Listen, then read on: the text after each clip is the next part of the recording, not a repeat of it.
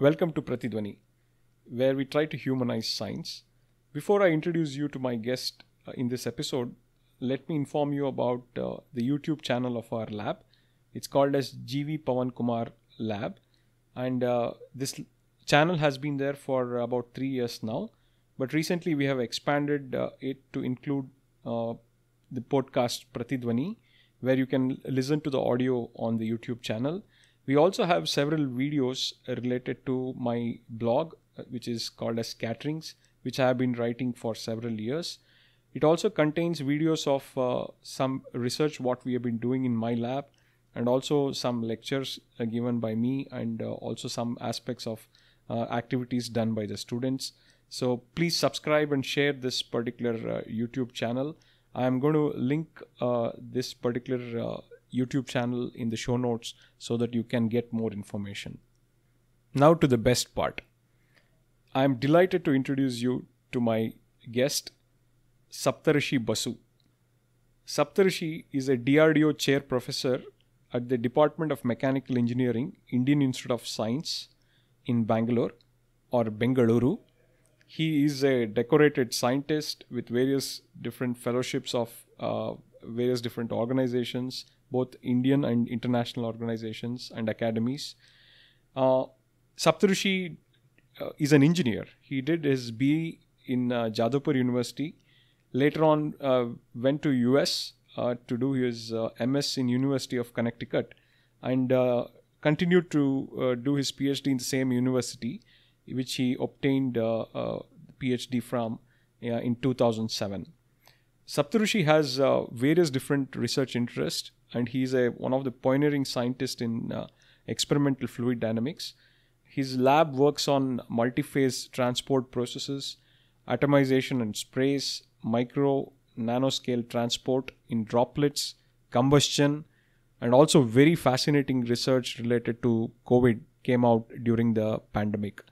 Saptarshi is a very versatile experimentalist, and his laboratory has pioneered many interesting experimental techniques related to fluid dynamics, and I would urge all of you to have a look at his webpage, which I'm going to link in the show notes.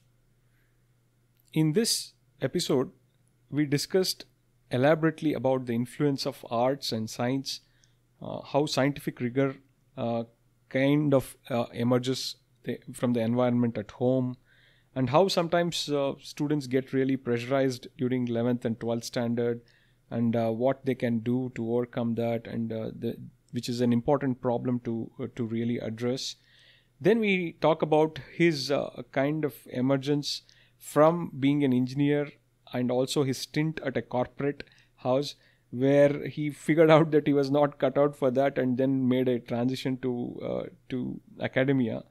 And some very interesting stories about him moving to USA and learning some fantastic experimental fluid dynamics techniques, which also involved a lot of optics, by the way, which is very fascinating.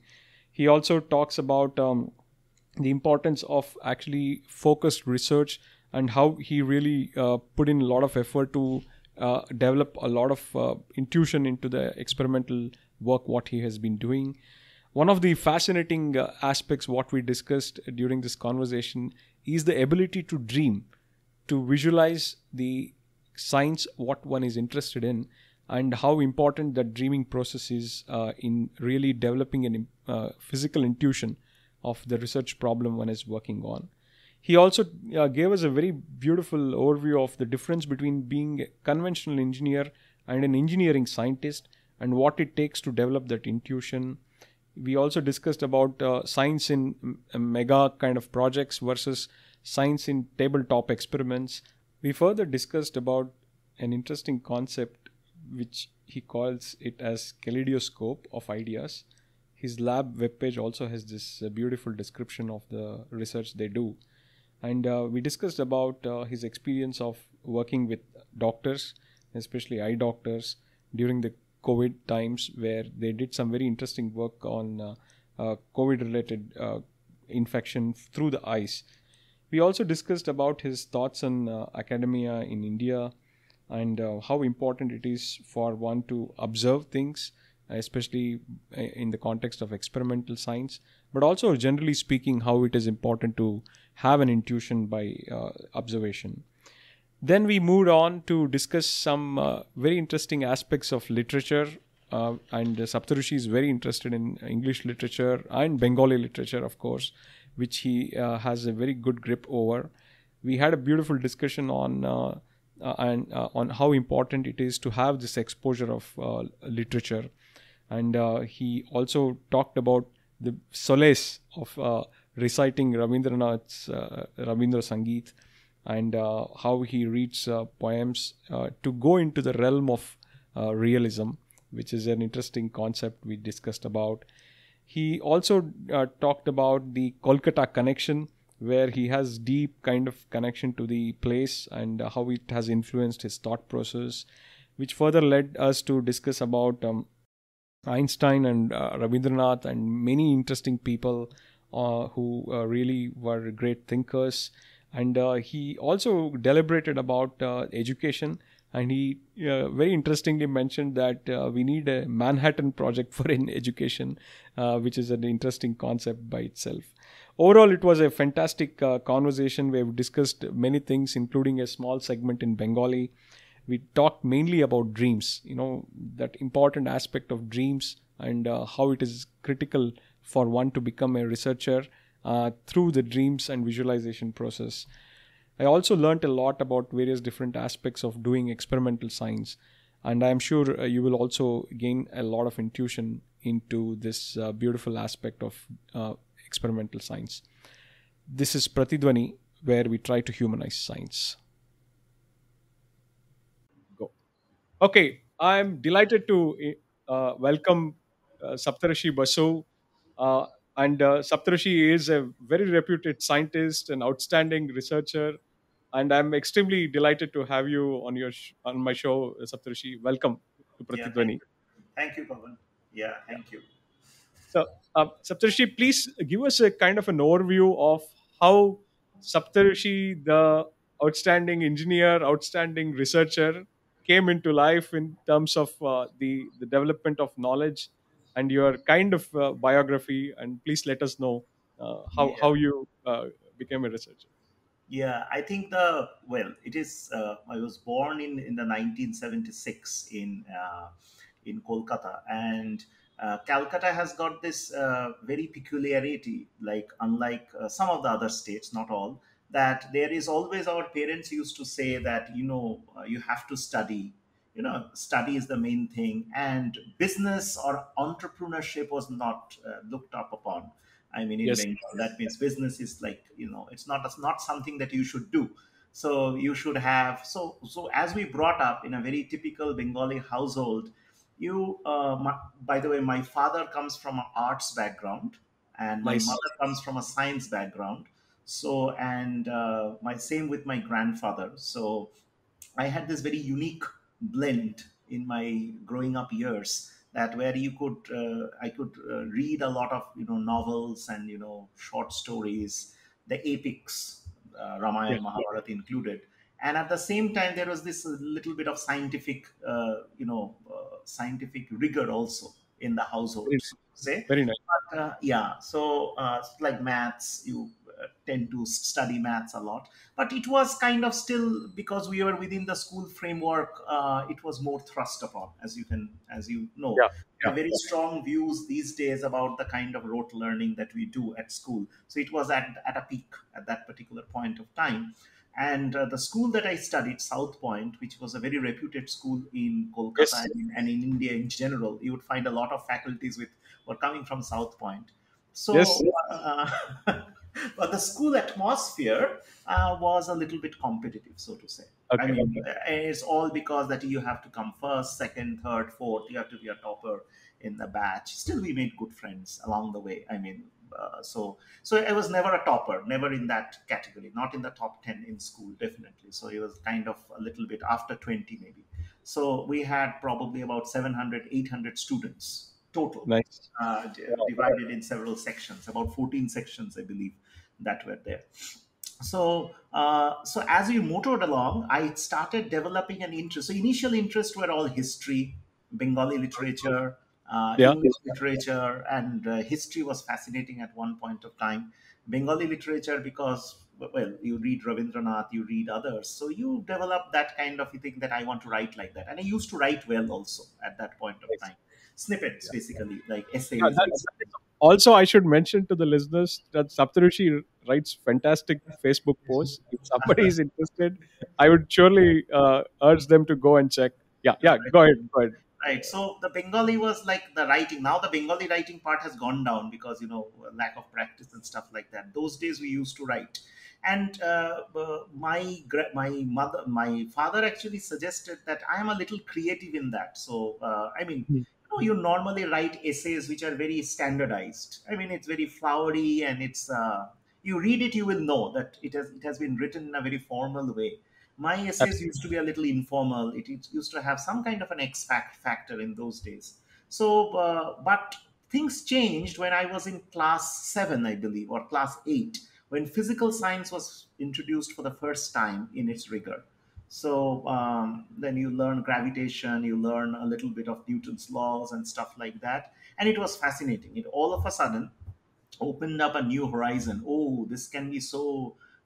And then I started reading, biographies of scientists a little bit. Hmm. Hmm. So this included S.N. Bose, this included Meghnad Shaha, and it included other Albert Einstein, obviously included. And I started developing this fascination towards physics. And so physics was, at that point of time, I had a elder cousin, much older, at least about 12 years older to me. He was already at that point of time, and he did his MSc or something like that. So Okay. I mean, he used to come out at our home, and we used to have this, small conversations. Like, for example, at pot of a cup of tea, why do you blow on the cup to Nice. cool it down, rather than leaving it like that? So he told me that, okay, you know that there is an airflow that goes over it and stuff like that. This removes the heat more effectively, and that was fascinating. That was like introduction to nature in some form, and I was kind of very fascinated. So this Beautiful. lasted, this, I would say, this dreamy phase kind of lasted, that, I spent an inordinate amount of time trying to understand Newton's third law, for example, action Right. and reaction, and Nice. whether they are simultaneous or not. Okay, and all this kind of more a little bit philosophical, but then physics is always a kind of a dreamy philosophical type of a subject. Since things turned a little bit sour in the 11th and the 12th standard because of the immense pressure that we faced. I mean, we learned math, we learned physics, we learned a whole lot of things, but there is no retention. I mean, I can hardly say that I understood this part of the subject. Everything was like kind of, thrust upon. So I did not enjoy. Frankly speaking, I did not Mhm. enjoy. It was a pretty bad experience, actually. And that point of time, when Exactly the same thing. I, I, exactly. I also did not really enjoy 11th and 12th standard. Yeah. Yes, yes, yes, yes. Wonderful. Wonderful. Please go ahead. Please go ahead. So it was kind of a wash, and then I just wanted to get out of it, get out of it, get out of it. And then at that point of time, obviously there was a lot of peer pressure that you should do engineering, or you should do medical. I did not take biology, so I was in my fourth subject at that point of time in the West Bengal board was statistics. So I cannot Wow. take biology. So because you cannot take because you did not take biology, you cannot sit for the the medical part of the entrance exam. So mine was like kind of engineering. And but I kind of thought to myself that, okay, maybe physics is a better subject for me. But there was tremendous social pressure, and people say, oh, Absolutely. physicist, after 5 years of MSc, what are you going to do? How do you even know that you are good in the subject? Which is all true. I mean, I didn't know at that point of time that, at least engineering will pay your bills. You can get a job after 4 years. So all these things. So, and but engineering, I was kind of clueless what engineering was, what it entailed. But that time, the peer pressure was you have to get computer science or electronics. These were the two. Even now, I think it is the same as Ram Gopal Rao, I think, stated in Yes. one of his things, that these are the two disciplines which kind of are head and shoulders above. So my West Bengal joint entrance rank was 153, and I Nice. missed computer science by about 10 points, Okay. 10 seats or something like that. So that was, everybody thought that was catastrophic. Oh, you missed it by a whisker, right? Actually, it served the purpose. I don't think I would have Purpose. been a good computer science engineer at all. So I got Which, mechanical engineering, which was right after computer science those days, sort yes. of upon. But mechanical engineering, so I entered into mechanical engineering like this is like a herd mentality. So you like Mm. you get what you are getting, and then okay, mechanical engineering is going to get you a job in telco or in Larsen and Toubro Yes. somewhere. Yes. You are just pushed into the Question. one You're right. corner. And I entered mechanical engineering and immediately started hating it from day one, because you have Mm. to do a Mm. lot of drawings, a lot of workshops, a lot of forming, forging, all these kind of activities were there. Some people might like it. I hated it from the core of my heart. Only part that I liked was the mechanics portion. There was an engineering mechanics portion which I liked. Mm-hmm. And so later on, of course, so entire 4 years, I did not like 80% of mechanical engineering, Mm. 20% part which I liked, which is the thing that I do now.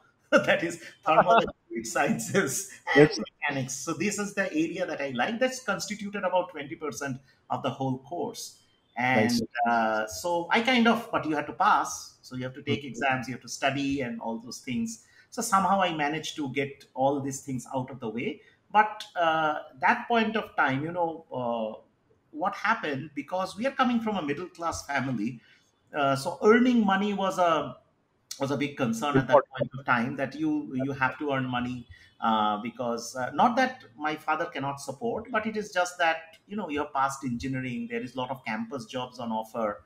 And so I got a job in PricewaterhouseCoopers, which Nice. is a management consultant slash software company. Mm.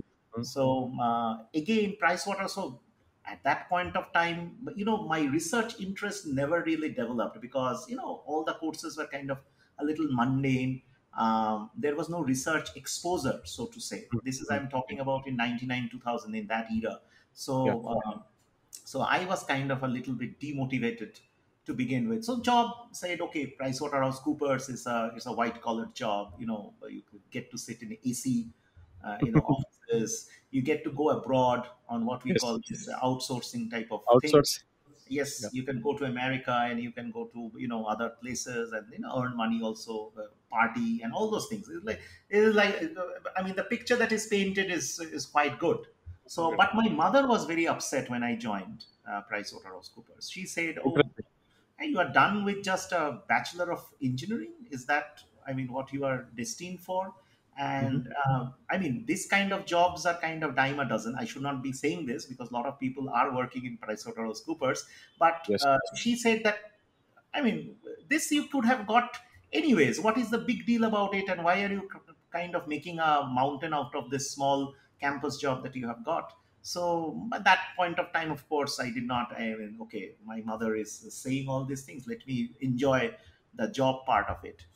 Nice. Then I Nice. entered, and I realized that I was not meant for corporate at all, right? So I mean, I realized very quickly, about 3 to 4 months within the program, I don't have the manipulation skills first and foremost to navigate through these murky waters. Mm. And I don't have that kind of a human resource kind of an interface. I mean, I cannot like talk to people in a very nice fashion.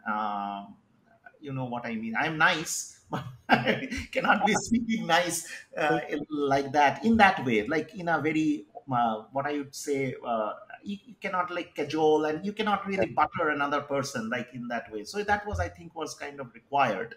So I kind of felt that this is, I might move up the ladder, and Mm-hmm. this is not my calling, and I am not cut out for this either. I mean, I was not enjoying the job at all. Mm. I mean, there was nothing that I was enjoying, like Java coding and these kind of things. You get bored after like a week. So it is nothing new that is coming out, nothing new that you can do. So what happened on one fine day was that there was a senior from my batch. I mean, from Jadavpur University, actually, where I did my Okay. BTech in engineering. So he actually went to Connecticut, University of Connecticut, and he did fantastically well over there. So Connecticut, I mean, so with a professor who was Mm-hmm. very fond of him, and he said to him that, okay, anybody coming from Jadavpur seems to be good. So this is an American professor, so he has that very nice idea about Jadavpur in general. So I got to know the name of that faculty. So I still remember it was, I think, October of 2002. Okay, huh, Okay. October 2002. I wrote to that particular faculty and said that, see, I have forgotten the better part of my engineering because of this. IT job does not allow anything Mm, to happen. So why? But I am very interested in doing research. But I am not a researcher. I don't know how research works. But mm. I think this is my calling, Calling. and I Nice. want to come and do a PhD with you, a master's and PhD with you. And I just wanted to inquire. These are my grade cards, which were not all that great either. Not bad, but not all that great either. So these are my grade cards, and I come from Jadavpur University, and I don't have a GRE or a TOEFL. Okay. So Okay. I wrote that very clearly. Mm, He responded a month later. It mm. was in, I think, in November sometime. He Nice. wrote that, yeah, it looks like that you have not done any research. So he was Turkish American actually. So that is Interesting. my advisor later on. So he wrote that, where it's kind of, it's like, you have not done any work. I have actually two projects. One is optical diagnostics in a fuel cell. Okay, so I didn't know what optical diagnostic is and what fuel cell is. Fuel I mean, cells. I had no clue, right? So, Yeah. so another one is optical diagnostics in combustion. So Nice. combustion I knew, but optical diagnostics is what I had no clue, because there was no course, there was no coverage. So I said that, and then he said that, okay, you don't have GRE into it, but if you are interested in Mm. doing masters and subsequently maybe ahead a PhD, right? Please write to me, then I might consider taking you. So without Wow. giving a second thought, I just wrote to him, yes, yes, I am very interested, though I don't know anything about optical diagnostics. Okay. Nice. I Nice. don't know what clicked in his mind. Okay, 3 days later, I get an offer, and GRE and TOEFL is waived. And Wow. he asks me, okay, come over to the US. I have a research assistantship position for you. So I arrived a month late because of the visa and other issues. Yeah. Month late, it was February. It was cold. It was Yeah. snowing in Connecticut. I think they had an 18-inch snowfall just the day before I landed.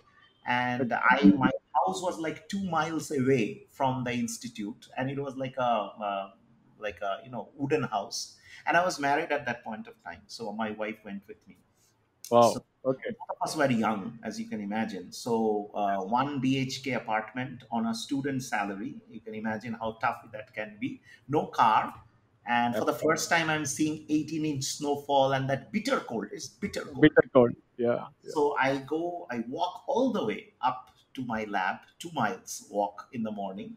And first time I saw my advisor live. Okay. Okay.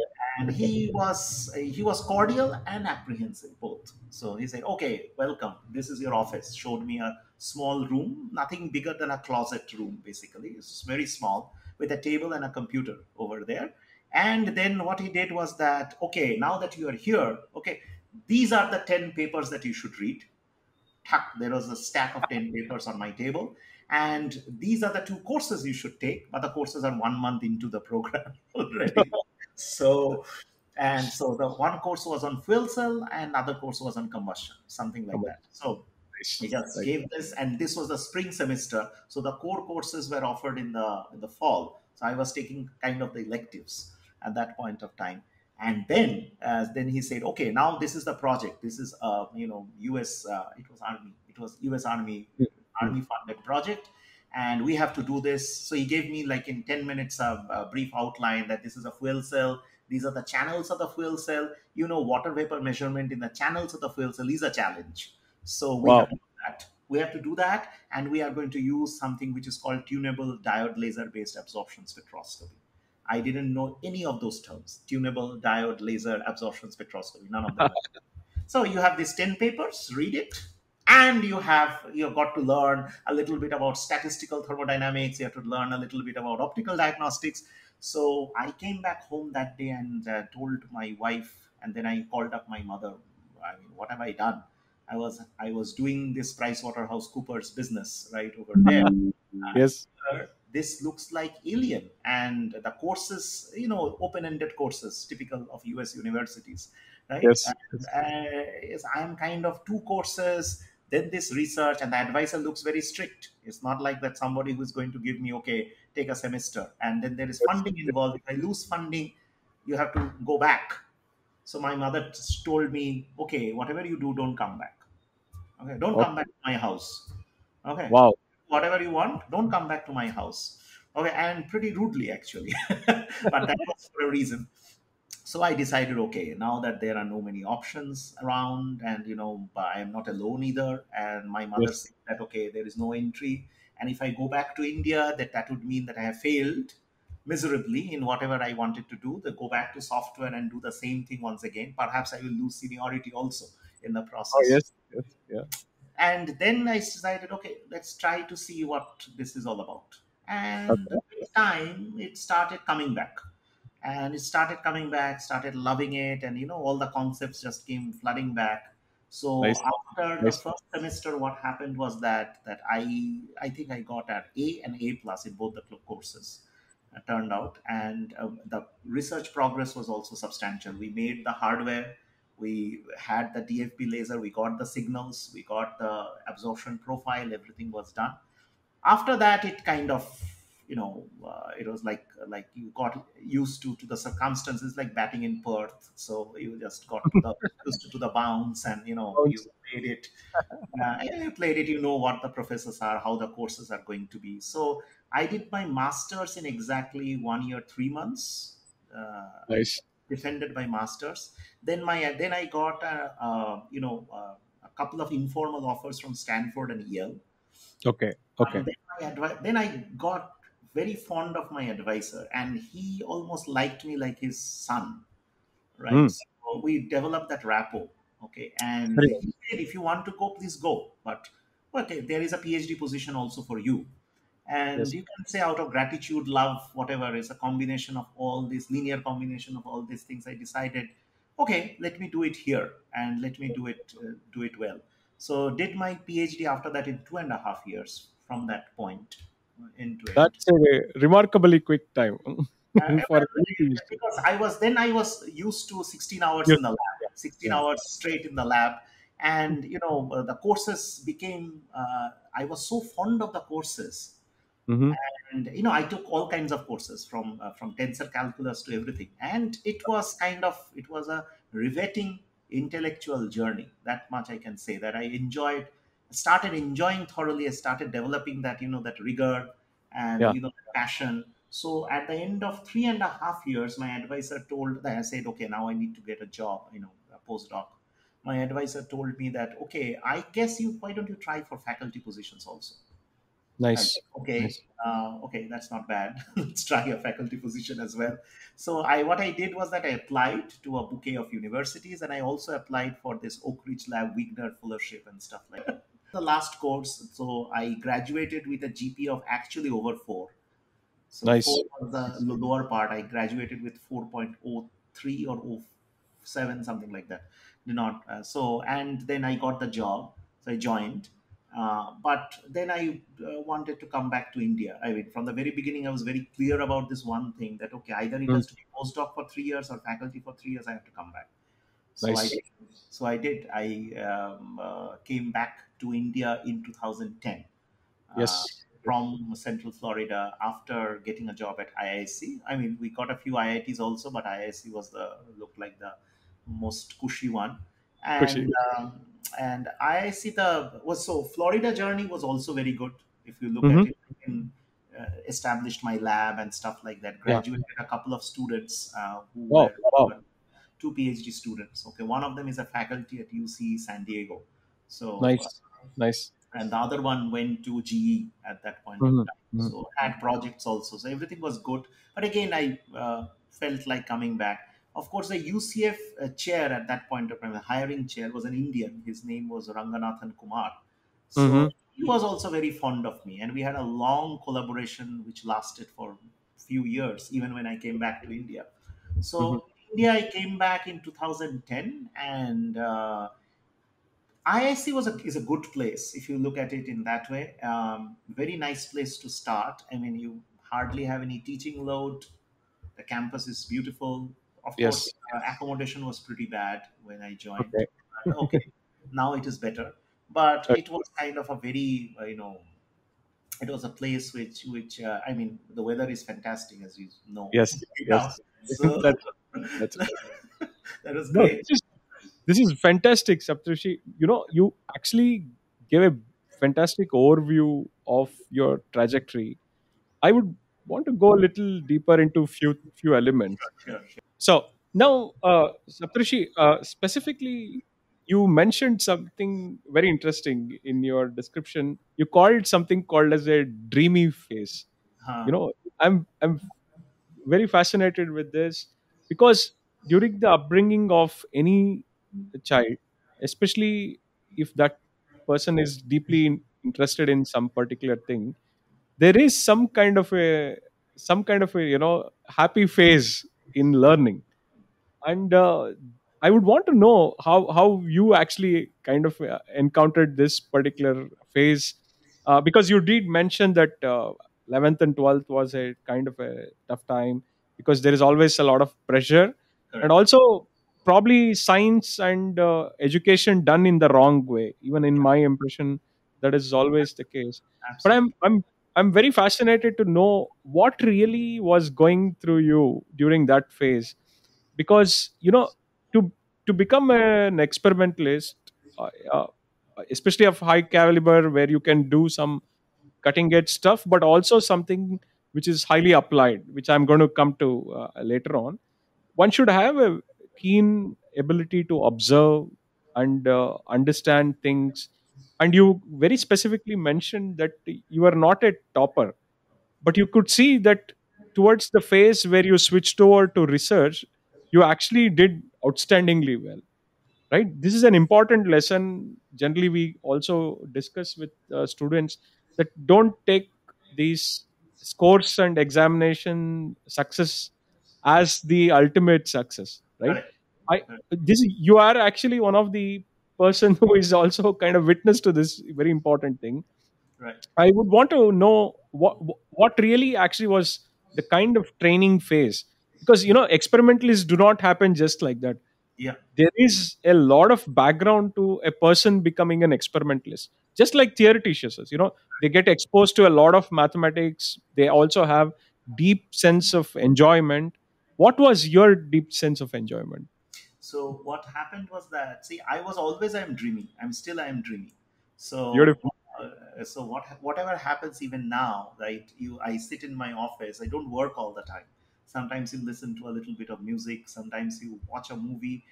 Sometimes you see things. You Nice. listen to other people talking. Somehow in my mind, I try to make an association that, okay, how this can be translated there or that can be translated here. So for a very young age, this was there in me, right? That when I mean, physics with a slightly dreamy face, philosophical part of physics, so to say. Nice. That time there was no formal training as such. I didn't know a lot of calculus. There was no math really. I mean, so it was Mm. all kind of statements. So those statements and what are the consequences of those statements, that means the Mm. insights into, for example, simple like Newton's law, or when they teach you electromagnetism, like when you dive a little deep into the Nice. into the electric and the magnetic phenomena, and you try to think about what are the consequences of these laws are very simple statements, but what are the consequences of that? What about, I mean, the inertial versus non-inertial reference framing, for example? How do you actually visualize it? So all these little things, and there used to be little magazines, that we used to get at home, which Uh-huh. had this popular science type of articles. And Nice. also there is a series of books. I don't know if you know this person. His name is G. Venkatraman. So, Venkatrama, yes, of course, of course. so Yes. you have this nice, Vignettes in physics. yes, yes, and those nice monographs, like a hot Absolutely. story, then Absolutely. faster than the speed of light. So I used to read some of them without understanding everything. But there is a Nice. lot of philosophy. If you read the books, there is a lot of philosophical connotations that, okay, this is what Absolutely. it means. Like the story Absolutely. behind the physics, more like the Feynman school of thoughts. That when you explain things it has to be like kind of very palatable. So I used to listen wherever I could get hold of. That time there was no YouTube. Wherever YouTube. I Yeah. could get hold of people that used to come, I used to ask them questions. So I didn't like the formal approach that, okay, this is the projectile motion, these are the equations. You solve, you do this, then you solve problem 1, 2, 3, 4, 5, 6, and then you are kind of done. No, even I thought about drag at that particular point of time. Nice. It came to my mind that projectile equations doesn't seem to have anything to do with air. It has all gravity and the inertia. What about the drag? I thought about it because if I, instead of a stone, I hurl a ball of a woolen ball, it will just not have the same type of speed. So these kind of things came, and I used to ask questions whoever was around. Whoever knew a Nice. little bit of physics, I used to ask these questions. Same went with mathematics. Chemistry was, of course, a little difficult because uh, till date I find it a little difficult. And Mm-hmm. the way that it is taught at our high school or our junior school level is atrocious. All the three subjects are taught in a very atrocious fashion, and Agree. you don't develop any love or passion for the subject at all. At all, you don't get to see the whole thing. So, for Absolutely. example like the questions at that point of time it came, and now I have asked my son also that, that when you have refraction, right, we are taught Snell's law, sin I, sin R, the relative refractive index, whatever. Absolutely. You have just kind of memorized it, and you can solve five different problems with different geometries. Like that's how the problem, like multi slabs, and you have this ray Yes. pass, Yes. and you have the shift and all those things you can calculate. It's basically geometry, nothing more than geometry. It's Absolutely. trigonometry in the disguise of a physical cloak. But then I asked a very simple question to my son and to many other people also. Why do you think the rays actually bend? Mm-hmm. Mm-hmm. Just think about it, that why the rays actually bend. And why does the frequency remains the same, but the wavelength actually changes? Uh, Beautiful. and the Yeah. speed. So if you let don't ask these questions, you Mm-hmm. would never get a fulfilling answer to the. You would just recognize that this is Snell's law. But what the Absolutely. hell is Snell's law? That is just a geometrical, just a ratio of the sine of two angles, and then that's what it is, right? Absolutely. So it is taught in such a devastating fashion. This is one example. Same with Mm-hmm. electromagnetism. I'm not asking you to do Maxwell's equations and stuff like that, but Exactly. Yeah. but Yeah. so that dreamy part of my stuff is always about this, that what happens, you try to visualize, get a visual picture of things. I try to do that with all my research projects. I try to get a visual picture of what is going Wonderful. on, and then like it's like a pictorial kind of a feel that I have. And the experimental part of it, what happened was that initially, of course, I always wanted to be a little hands on. I never, Mm-hmm. that's Mm-hmm. because I want that physical feel of things. Again, okay, one second. Yeah, so the physical feel of things, in my entire training, I always wanted to feel the things. I wanted to see the things. That was Nice. as inbuilt in me. So if you give me a mathematical problem, I will try to visualize what is going on. Visualize. So Nice. that's why I never enjoyed those tough integrations that were there Mm-hmm. in my 11th Mm-hmm. 12. Remember that you integrate a very large Yes. quantity. None of Yes. it made any sense because they were not physical. I didn't understand what this exactly meant. So I always tried to do that. So during my Jadavpur days, okay, what Uh-huh. happened is that the fluid mechanics, the fluid machinery or the fluid mechanics part of the lab were very attractive. I used to do that with a little bit of a, that is where my interest I felt Interest. was Okay. there. So I always thought about experiments, Mm-hmm. of course, in an abstract fashion, nothing that you can do actually on the spot. So I Yeah. thought that, okay, there is a Reynolds pipe experiment. If you remember, there is a thin filament Yes. and it starts oscillating and going to something like that. Okay, so I thought about that. Okay, if there are two pipes that actually meets and creates, a filament, two different Mm-hmm. filaments, then what will happen? How they will behave? So it is Yeah. essentially like a mixture problem. Now I know. Nice. At that point of time, it felt like a cool experiment at that point of time. Nice. And Nice. then the main, the architect of my experimental development was my advisor. Why Nice. I say that is because my advisor was the person who just unleashed me. So you Very are a nice. gladiator, you face the music. Music. Nice. He just unleashed me. Okay. And I don't know where he got the confidence from. He could have been the confidence could have been completely misplaced. I could have just done pretty bad. He was an advisor. I mean, he Mhm. was He with was an advisory role, that he would come and, if I go to him for something, he will come and show me something. But I nice. was pretty much on my own. So fuel cell you have to make. You have to make. You think Mm-hmm. about how the channels have to be made. So I would tell you one example which made me that, how experimental this actually look like. So actually we use this DFB diode lasers, okay, which have Mm-hmm. the beam, and we had to pass it through the fuel cell channel, which was about a millimeter order.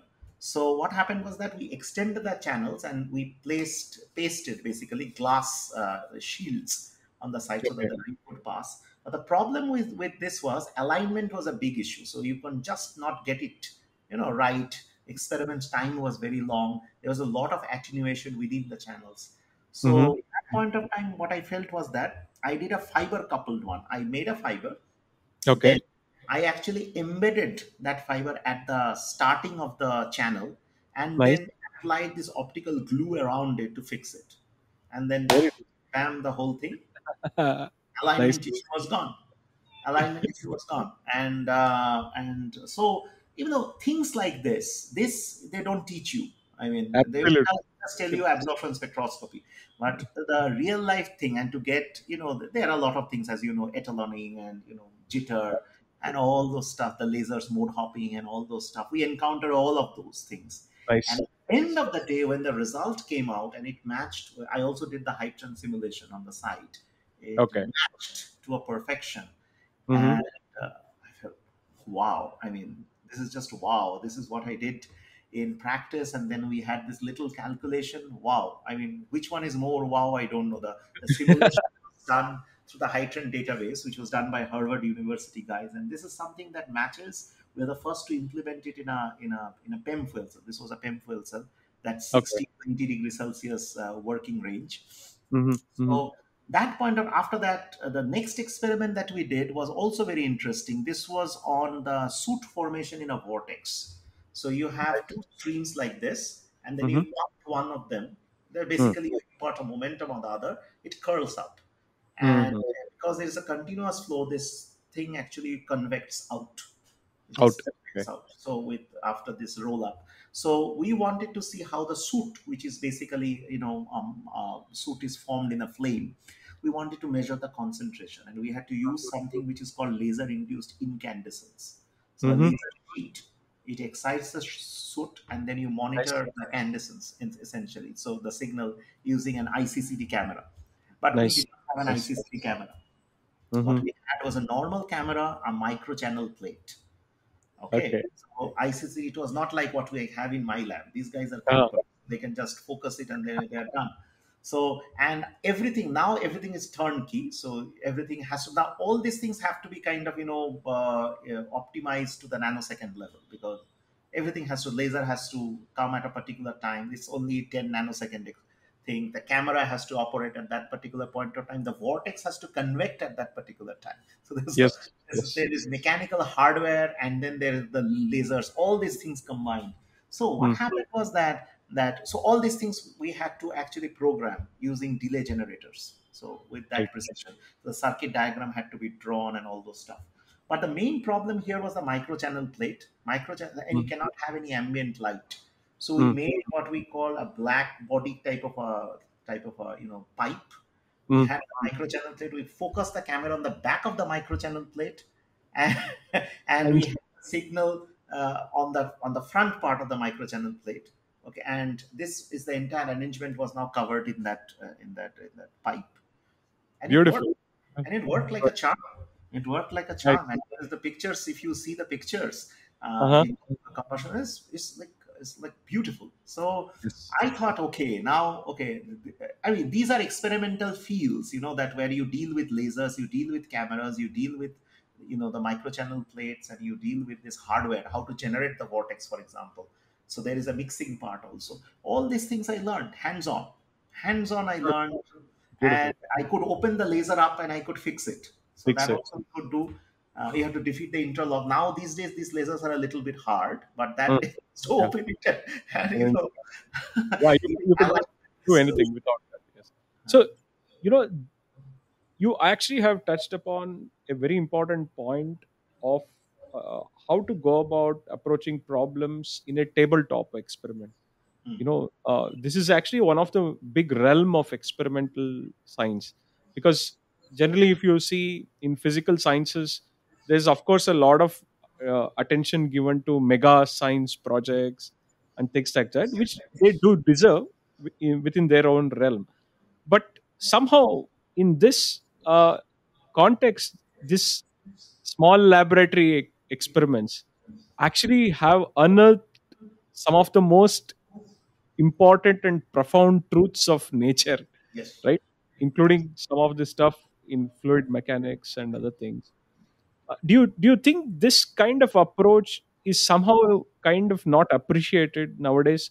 Because in the if you look at kind of public news which actually goes around as experimental science, there's always something which is very mega, very big, and I'm no way actually kind of demeaning them. They are very interesting, very important, but there is also an equal realm of laboratory experiments, like you fantastically described. When you're talking about that optical ceiling, I could hear the thud in your hand. I could see the excitement. Of course the audience are listening to this, but I could also see Saptarshi getting excited about this. This is something I'm very fascinated to know from a fellow tabletop experimentalist.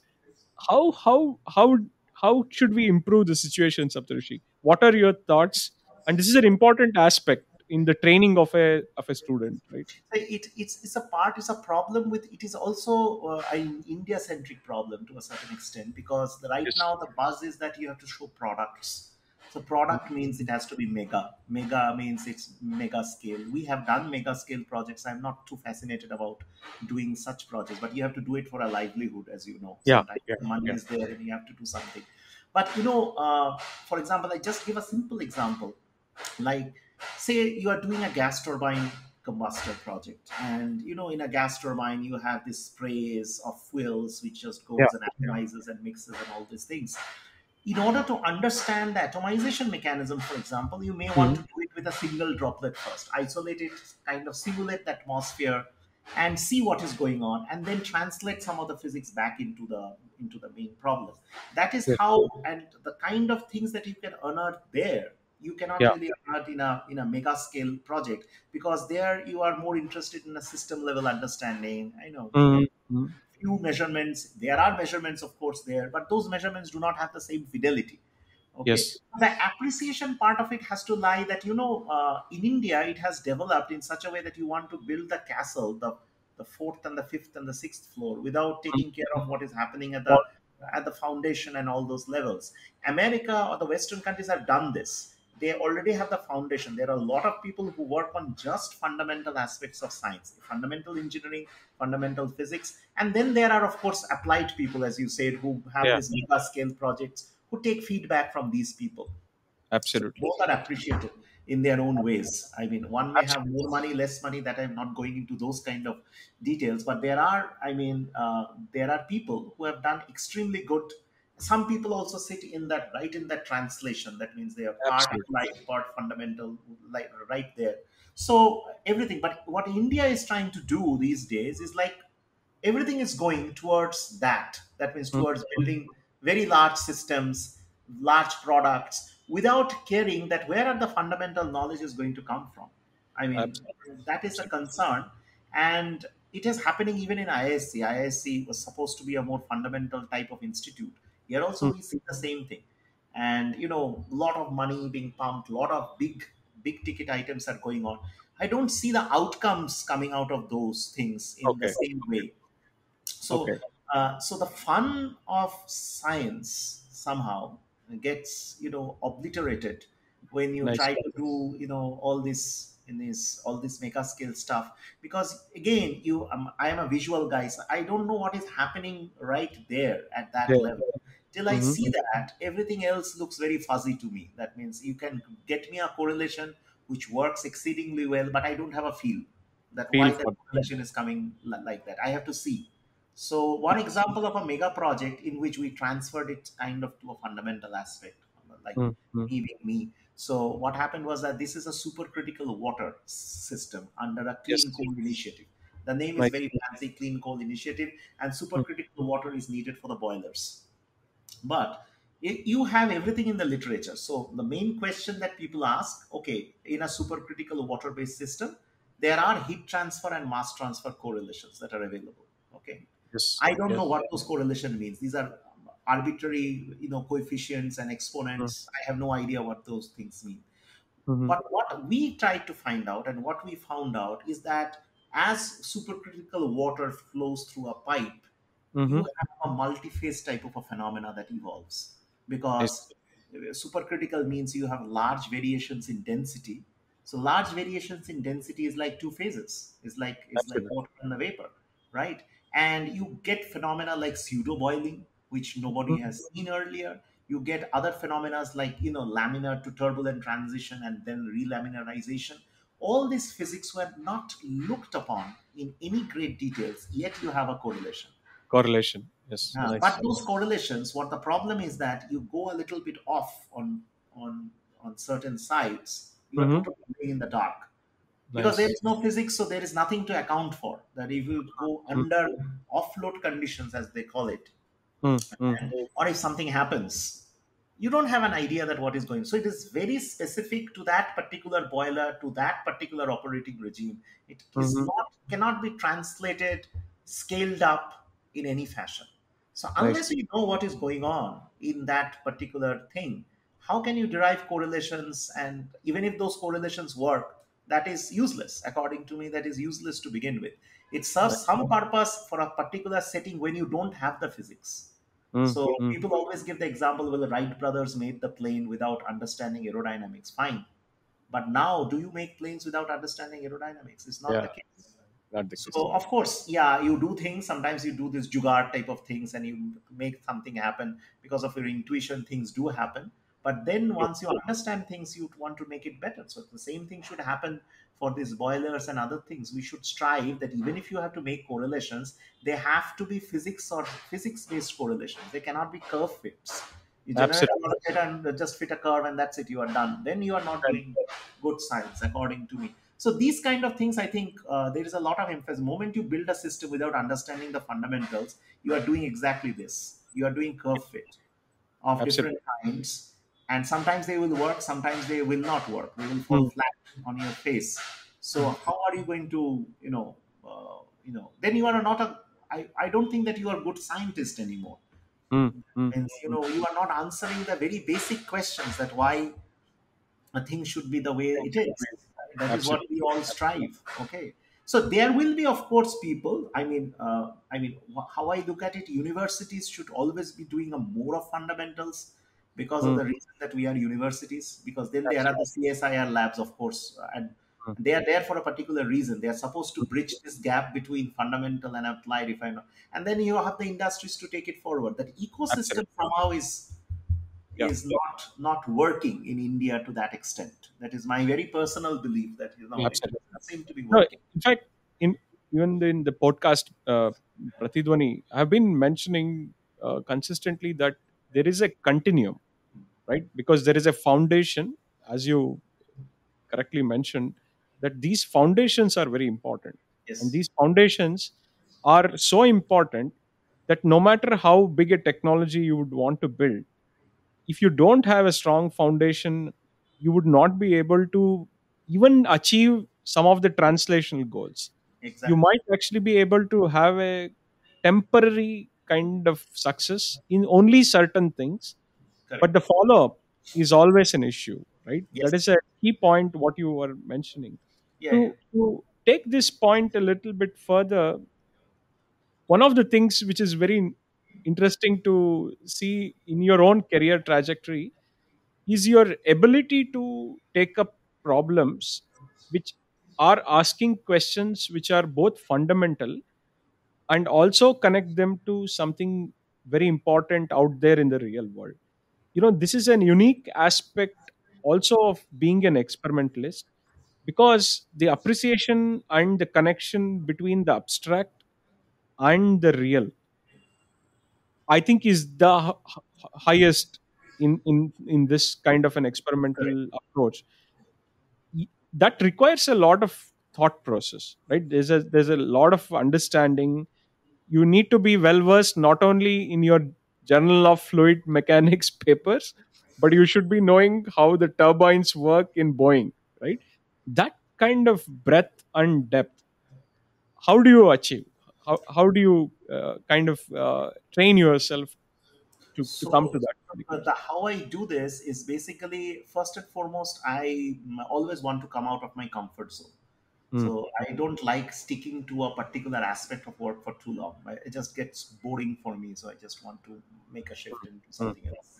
And but the key feature was that if you look at any fundamental, if you're talking about turbine, or you're mm. talking about surface patterning, or if you are talking about even biological applications like Yeah, COVID, for example, yeah, these yeah. days, fundamentally, whenever I look at these problems, and if you look at the interior a little bit closely, you will observe that the physics is always more or less the same. Same. So it's Very more or interesting. less the same. I won't say it is exactly the same, but it's more or less the same. There for example, I'm a droplet guy. So I see Absolutely. droplets in the gas turbine. I see droplets in your surface patterning. I see droplets when you cough and sneeze. So it is droplets everywhere. And moment it is droplets, so it is droplet in what? It is droplet in some environment. So in surface patterning, it could be just a very calm and serene environment. In gas turbine, it is hostile. In your cough and sneeze, it is more or less either laminar or turbulent in that particular. Once you figure this out, the rest Yes. of the things is basically answering the question that what how a droplet would behave in a particular environment. And this will involve, for example, if it is a colloidal droplet, you have to take the colloidal chemistry a little bit into the picture. If it's a droplet on a surface, you have to take the surface forces, you have to take a little bit of this thing and that. There may be some special forces into the picture, which may be, or in certain applications, certain forces will be important. For Nice. example, in surface tension will be very important in your case of what we call the gas turbines. Okay, Mhm, mhm.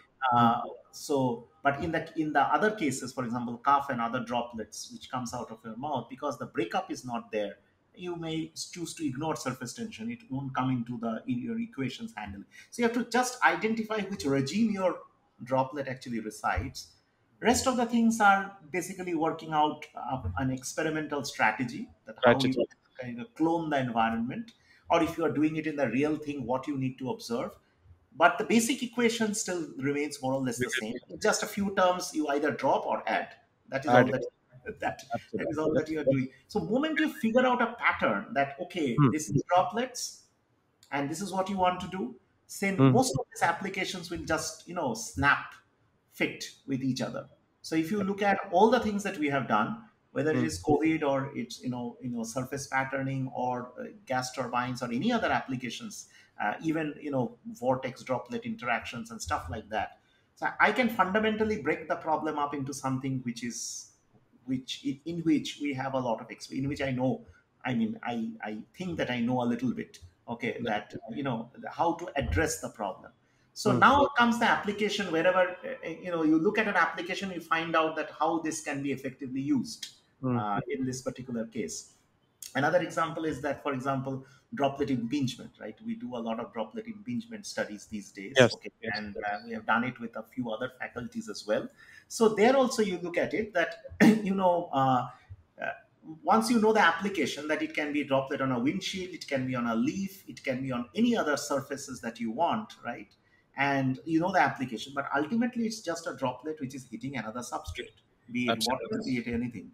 The moment you figure this out, things becomes like you strip it off of all its disguise. Mm, The core mm. of the problem remains more or less the same. That is It, my no, understanding. this very nicely reinforces the point what we have been discussing, that it's the foundations. It's the It foundation. is the it is a fundamental aspects which are so important. Because see, generally when one is teaching undergraduates, one of the questions the students always have, and understandably so, is that what is the relevance of studying something, what is the context one is studying. Sometimes within the framework of our education, this context gets lost. First, As exactly. you uh, rightly mentioned at the beginning, that you are really doing it for the purpose of doing it, let's say to take marks or something like that. Right, right. And this is an important point, and it also actually kind of puts an emphasis on the fact that you can have diverse viewpoints and bring them together into one particular research stream. I use both foundations, connect them to an application and other things, Yeah, yeah, which yeah. actually takes me to your research. What is kind of taken forward in your laboratory?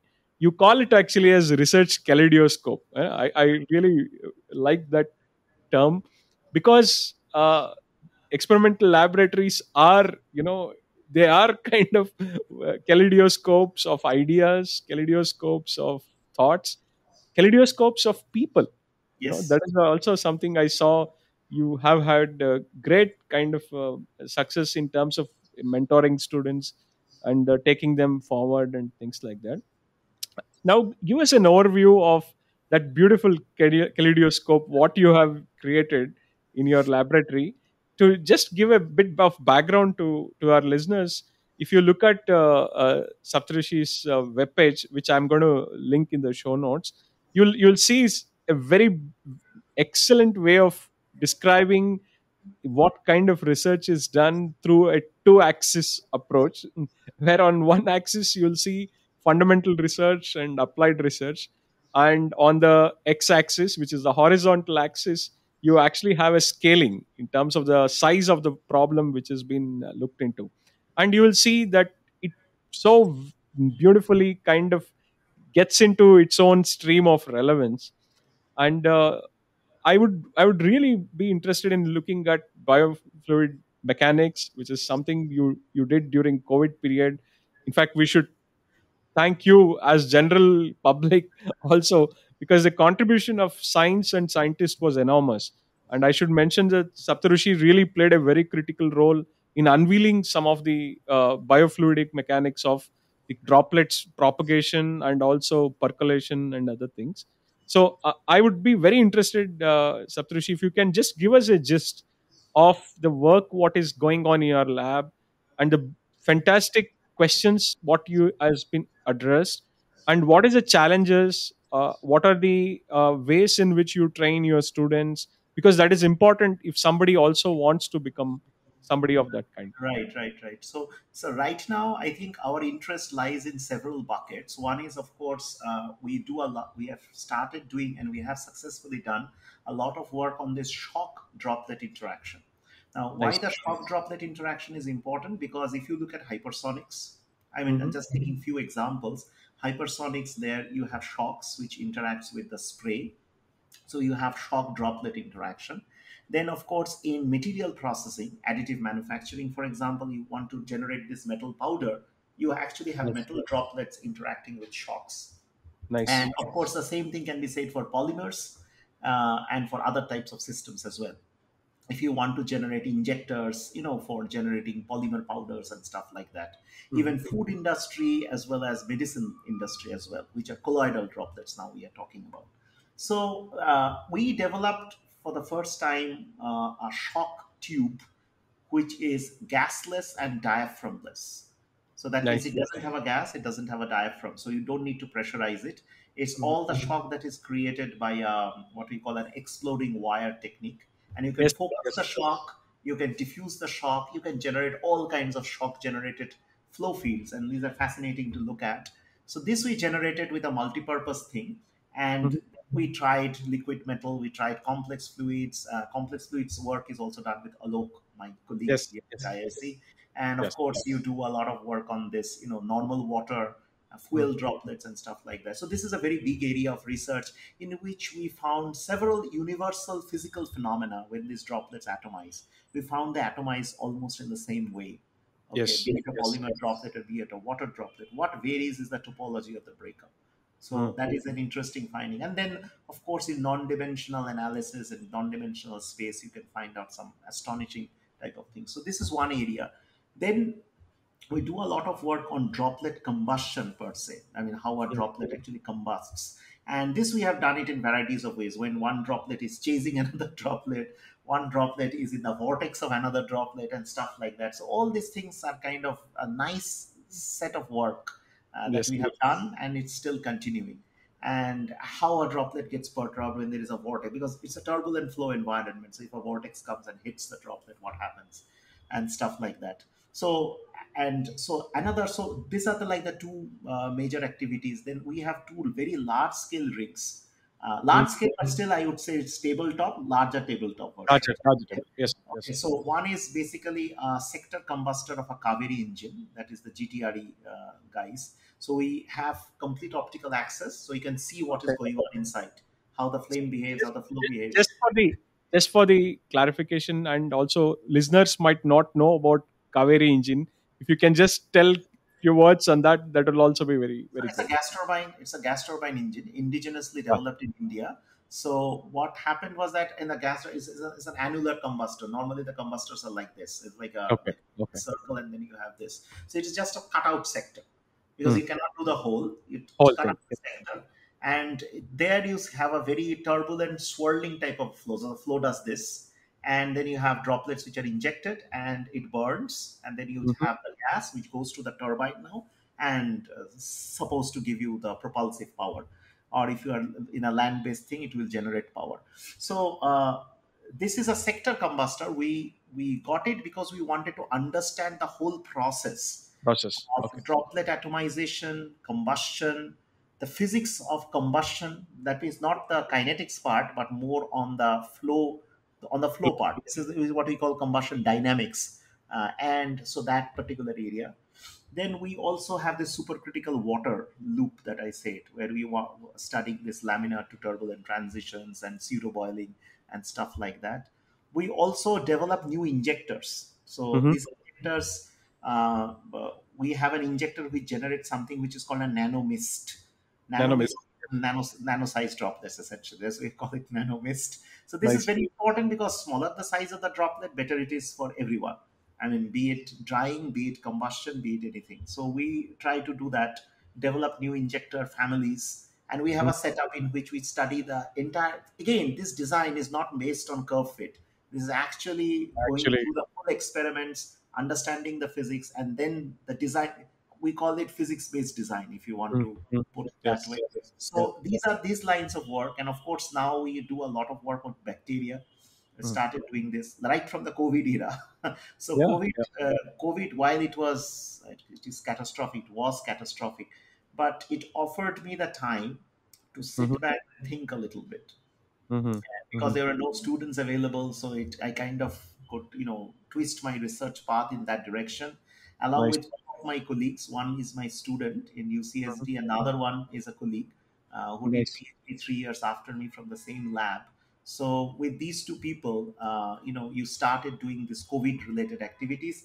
Then I got interested in bacteria also, because Mhm. it's Mhm. just it's just a natural progression. If Okay. viruses do this, however, bacterias, and that got me in touch with a colleague here at microbiology at IISc, and we started doing things together, like how, for example, the bacteria would behave in a stressed environment.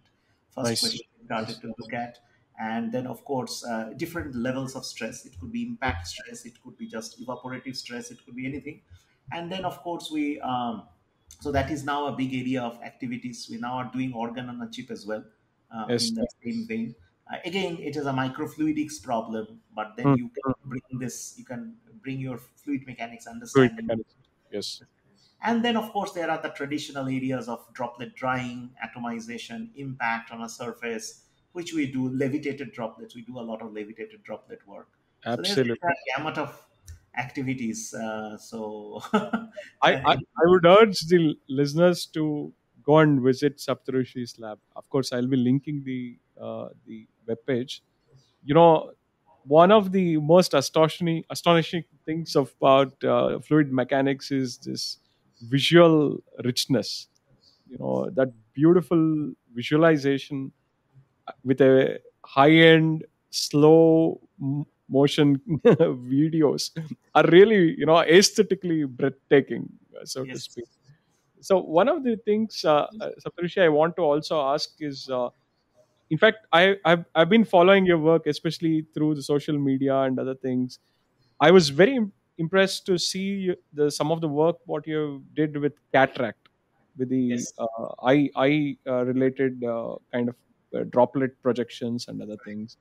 Can you please tell us a little bit about that too? Yeah, yeah. So it happened also in a funny way. So Narayana Research Foundation, Hmm, Narayana Netralaya is a part of that research foundation. They approached me through a colleague of ours. hmm, Okay, they approached the colleague first, and then she routed it to me. Okay, hmm, so they came with a set of problems during the COVID. Their idea was that they were not sure that if COVID hmm. spreads to the eyes, that means these Oh, okay. droplets that are coming out through the eye, whether they contain the COVID virus or not. Could this be Hmm. a source of infection? Because all the eye surgeries, all the eye procedures were on hold. Because Hold. even if you're Okay. wearing mask, if your eyes are actually susceptible, then it's a problem. So the first work that they said was that this is called a tonometry measurement, which Hmm, basically measures the glaucoma of your eye. hmm, So you stare, they hit your eye with an air puff. The hmm, cornea actually deflects a little bit. So by judging how much it deflects, hmm, you can hmm. measure what is the pressure. So it's a very Fantastic. simple measurement. But the caveat was that as the air puff comes and hits the eye, the cornea is covered with a tear film, and Hmm, this tear hmm. film actually atomizes. Wow. And that is what we showed. So that was an eventful thing because we first did it with goat eye, Hmm, but goat eye was kind of mushy. It did not have the proper dynamic pressure that a human eyeball would have. hmm, So what we did is that we actually, applied, drops to our own eyes. hmm, hmm. Those were live experiments. It was hit in the eye, and then there were cameras staring all around to see what is coming out. So, and the result was kind of astonishing. We could understand again from a very fundamental aspect how the tear film actually atomizes. What are the Absolutely. perturbations that are created, how it atomizes. We could have a physical description of that. Hmm, And once it atomizes, how far the droplet will travel. So all these things were done in our lab. Of course, we got the tonometer from Narayana Netralaya. They got it, and they nice. had a whole range of doctors who came. And initial judgment was whether it really atomizes or not. Then, of Hmm, course, their interest stopped at that particular point, that whether hmm. atomizes or not. That's because the doctor just want to know this. But then we went a little further. We Further. wanted to see that how that atomization is happening, what is happening to the eye, and I. how the Okay. deflection is happening. And with the kind of diagnostic capabilities we have, Hmm, hmm. we were able to unearth it in a nice fashion. And it kind of showed that how the atomization, how the droplets are percolating, watery eye versus dry eye, what is the Yeah, yeah. difference. So Yes.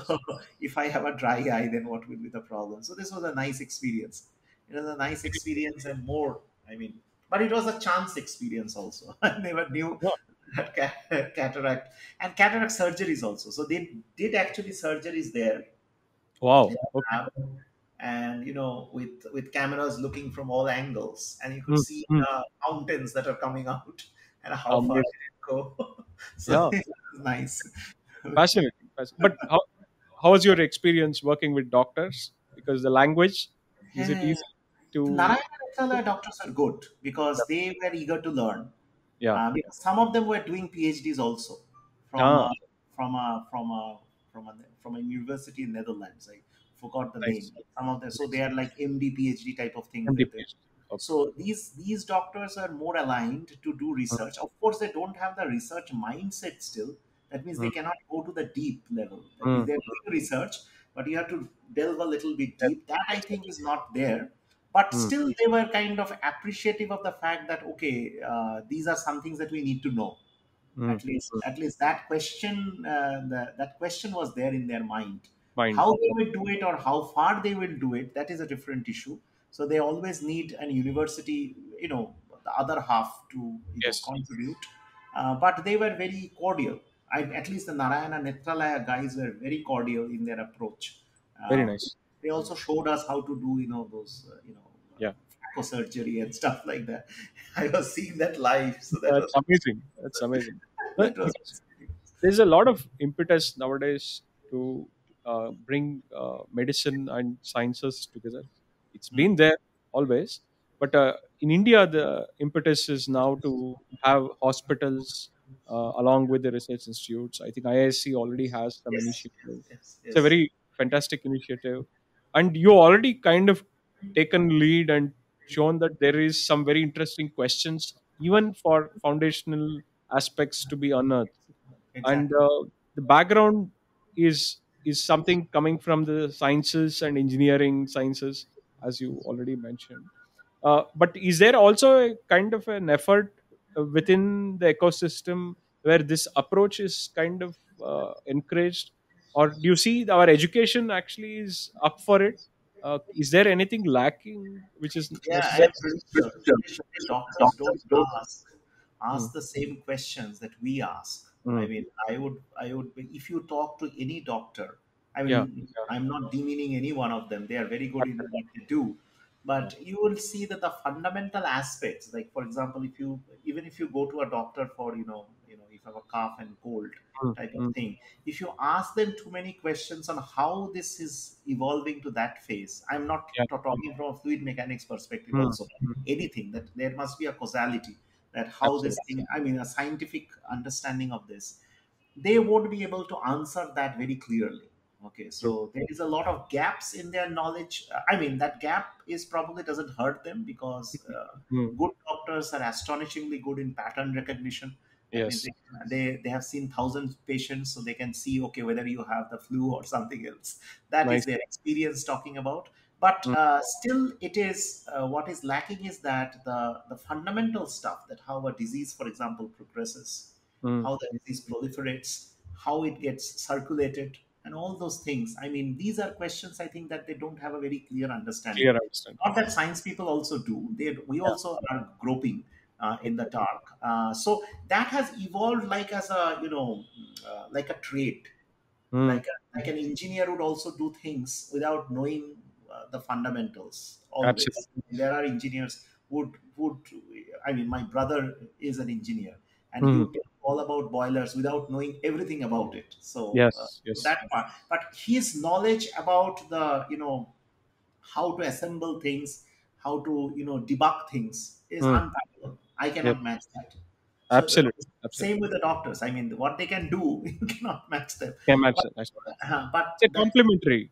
it's a Complementary. complementary skill. So they also, what happens is that in any collaboration, the collaborators have to be respectful towards each other, and no one should have an ego that I know more than the other, or this is my field, so I cannot. I know you don't know anything. You are just doing a second fiddle.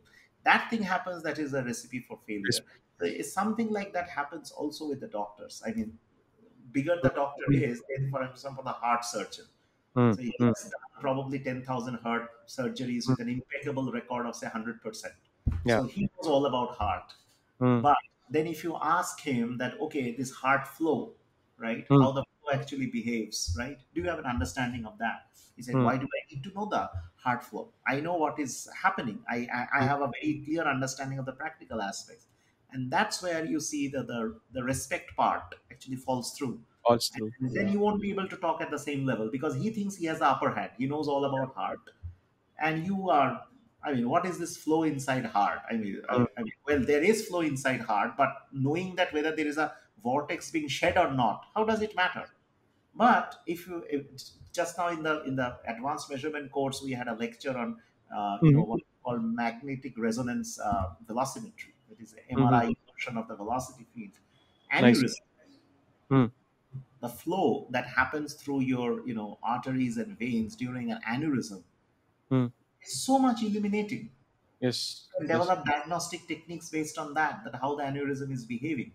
So Mhm, this is something that a heart surgeon would never know. That, I mm, mean, he would know aneurysm. You mm. know that will lead to some kind of a flow clogging, Yes. because the space is constricted. But how the heart actually manages it, and how the flow actually gets temporarily pulsatile, and how that actually leads to something, that is something that is not there. Not there. Not there. That Absolutely. is something that is absolutely not there. So there are aspects,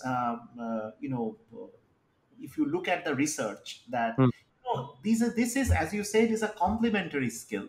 mm, So we bring something to the table, not just me, anybody who's working on this area. We bring something complementary to the table. The practitioner on the other side have to mm, have a very clear understanding that, okay, I am appreciative that this is something that I did not know about, an organ that I'm dealing with my whole life. So let's nice. see that how it can, guide me better. Mm, Same happens with an engineer on a floor. I mean, an engineer might know all about, say, a boiler or a gas turbine. He won't even listen to you. mm, We had cases like that. I know everything. I know everything. What are you teaching me over here? I have been practicing this for 30 years. mm, But then you don't know. That's what I said, that you don't know everything. And if you have, I'm not asking you that you become an expert of that, but at least be appreciative of that fact that, okay, there is something like this going on, which can lead to some breakthroughs mm, somewhere. absolutely. See, And all. this also touches upon the fact that humility is so important, Yes, because yes, one thing we learn as scientists day in and day out is that you are always up for a failure, because yes. this is a Mostly, mostly exact. In fact, mostly I've been talking about this on the podcast that 99% or even more than that, what we do in a laboratory is a failure, right? yes. But to figure out what 1% works, you need to do that 100%. Correct, And correct, that, there is also something I've found, mainly, I'm not telling generalizing this, but most of the people who do slightly more open-ended research have this understanding, because we know that there is a lot of things which will not work, and a lot of things which we are not aware of. But even for example, Feynman was mentioning that at some point of time, to look at the dark kind of universe and stare at it and not be afraid of not knowing things. correct. It's beautifully put. There's a very famous video of Feynman. That actually makes it more wonderful, right? Because Yes, you know absolutely. that there is something which is out there which you don't understand. That is probably one of the incentives of doing research, Exactly, which exactly. somehow it doesn't get captured in the day-to-day rumblings. As you mentioned, the dreaming part, I'm still, awestruck by that, what you mentioned, because it resonates. I have not actually put it in my own thoughts that way, but it completely resonated what you mentioned. That ability to sit and not get perturbed by just the external environment. There is a beautiful world out there inside your brain, and you're Yes. trying to figure out within that. And that is a fascinating thing, Saptarshi. Thank you Yes. for illuminating that part of it, which is As they say, somebody sometime actually said that it is like a child's wonder with yes, a genius's intellect. If you nice, marry the two, I think that all the great scientists had that in absolutely, absolutely. some proportions, a child's wonder. So you have to have that, that visual thing that, Hmm, you hmm. need to observe things, and you need to observe it at some level, at a particular level where it is kind of, it kind of appeals to you. You kind of wonder why Wonder. is this like that. So, and there are thousands and thousands and Thousands. thousands of such things all around. I mean, we don't even have the time to. Absolutely, absolutely. So, but we don't do that. Yeah, That's yeah, that's exactly. a good part. That ability to pause, as you were mentioning, like, you should just take some time to really think about the problem, Correct. and reflection. That is an important key element. Exactly. You Yeah. reflect, and then something will come out. I mean, Yes. if we have learned the subject, or if we have a passion for the subject, Yeah. you I mean, this job is not just a job for us. At least Yes. not a job for me. Okay, Same it here. is a Same part here. of life. And Yes. sometimes I tell this to all my near and dear ones that, I, being me, I would tend to be that I am a higher order addict in Mm. some way. Like, for example, you need that, that intellectual injections.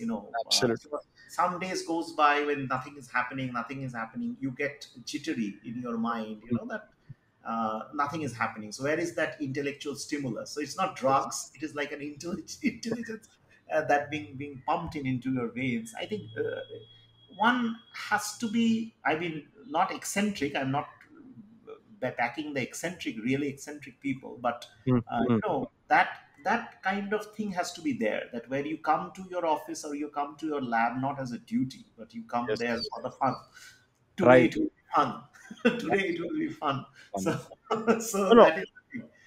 I totally second that point because uh, whenever you wake up, you need to have some kind of push to really go out there and do something interesting. Yes, yes, And absolutely.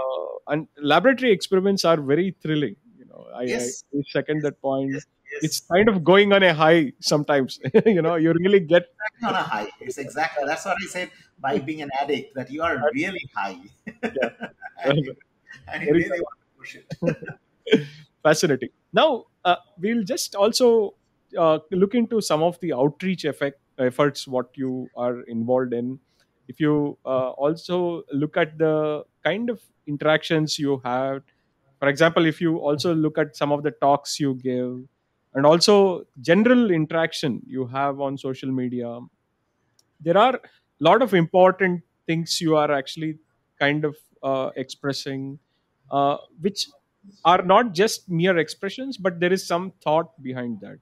Mm. Because anybody who actually is an intellectual would always be thinking about not only the domain of his her or core interests, but also is thinking about how it interfaces with society, right? Yes. And I see that you also do that. Especially, I've been following you on Facebook for a very long time, and I found a lot of things what you're mentioning about, and your observations, commentaries are thought provoking. So, uh, in what sense is this a motivation for you to really think about these issues? What is the process of this? This is an important thing for our listeners to also I think understand. Yeah. the principal motivation comes from the fact that when you observe kids, I Mm, mm, I have this because I get a lot of these students whom we are getting at the MTech or at the mm, PhD level, right? You cannot do much with them. I mean, you cannot change their mindset per se. You can modulate them a little bit. But I feel that, if I don't talk with the kids mm, at that level, like 11, 12, 9, 10, and mm. even smaller kids like that, I feel that, our what I want, what we are facing at our level, that does not get percolated because Perfect. so they get taught in the schools, and many of my friends are actually teachers in schools. I mean, Mm, many of them, and I talk with all of them. I mean, it is not just science teachers, it could be English, it could be something else, right? So it's but the entire process remains the same. mm, mm. So I try to say them, for example, why don't you take a book by, say, Yakov Perelman, Mhm. and Yes, yes. and teach the kids like how mathematics can be fun, physics can be fun. These Yes, are very, books which are very thought provoking. You can have absolutely. sessions with kids. They Mm, are always of the opinion that this is a very large mass that you have in India, so you mm, cannot tailor it in the way that you want. CBSE, ICSE, mm. the state boards, they have very stringent, straight-jacketed guidelines that you have to teach within these parameters. You Yes. cannot go beyond this and stuff like that. But I think that this is tailoring only to a average or a mediocrity Mm, kind of an mm, approach. That means one size fits all, everybody gets the same thing, okay? So but that is not how you can unearth, we may have lost many people due to this bad teaching approach. The mm. teachers Yeah. are not bad, but the way that they have been asked to teach is bad. Yes. We may have driven off many people. Who knows that instead of the standard NCRT textbooks, if you Mm, would have given Jakob Perelman to someone, okay, mm, that mm. guy won't become a physicist. It's a child. Absolutely. It's a child. You never know that how that child is going to behave. I mean, he can be an intuitive guy, right? Ours Absolutely. is like, you have to do math, you have to do this kind of a math, you have to do this kind of a physics, and at the end you become this kind of a thing. So it's Mm, like a robotic kind of an approach. But mm, what about that guy? If that guy is like an intuitive guy and he takes this and he does something, and are we encouraging this? true. That's the fun part. Are we encouraging this? Even when a kid asks a question, this I ask everyone. It could be in literature also. that in literature somebody asks some questions about a specific thing. Say somebody is reading Shakespeare and Mm. Merchant of Venice, and they give you some insights about, say, Shylock. That okay, is True. this he like that? Or Charles Dickens, right? Mm. You read the entire, the Tale of Two Cities, which is my favorite actually also, Mm. and Mm. you tend to pick up something which is not taught usually. Are Nice. we kind of nurturing those kind of talents? Because there is clearly this guy or girl, whatever that person may be, Mm-hmm. he or she has this uniqueness. He or she has read that particular piece. This person has read that particular piece, be it literature, be it history, be it something else, Mm. and he or she have been able to give you an insight Mm. which you are not expecting. It is not within the books. It is something that you have not taught. It's not available in the made easy texts that are available. That is my vision, right? That is somebody else's vision. Are we promoting this kind of creativity, these small bursts of creativity, out of box thinking that are Mm. there? Are we encouraging these questions, or are we just kind of telling okay, this is not there in your exam, why are you bothered about what Shylock, even if Shylock is a good guy? Okay, Mm. everywhere in all the text you will see that Shylock is a very bad guy. He's a dark guy. He's a dark person, right? Uh, You read all the made easy books, right? yes. It is not like that. If you The read it, nuance. There is a it is nuance. not like that. So there is a grayness to the character. Exactly. Exactly. Exactly. So have you tried to understand this? I am very giving a very simple example of Shylock in which you are Mm. painted in black, totally black, right? The same thing goes for any, when you read about the Tale of Two Cities also, Madame Defarge, for example, she Mm. is shown as a ruthless, cold-blooded person who just weaves all those things as the guillotine chops the heads. If you probe a little bit deeper, you will find, okay, this is a lady who has suffered during the French Revolution and earlier. He has seen people being, the royalties actually trampling people on the road. No food, nothing.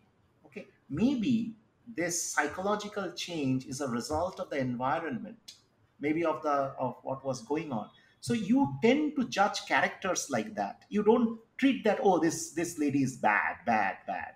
It's not like that. So somebody brings this particular thing out, okay, Nice. into the open, right? It's an analysis of the thing, right?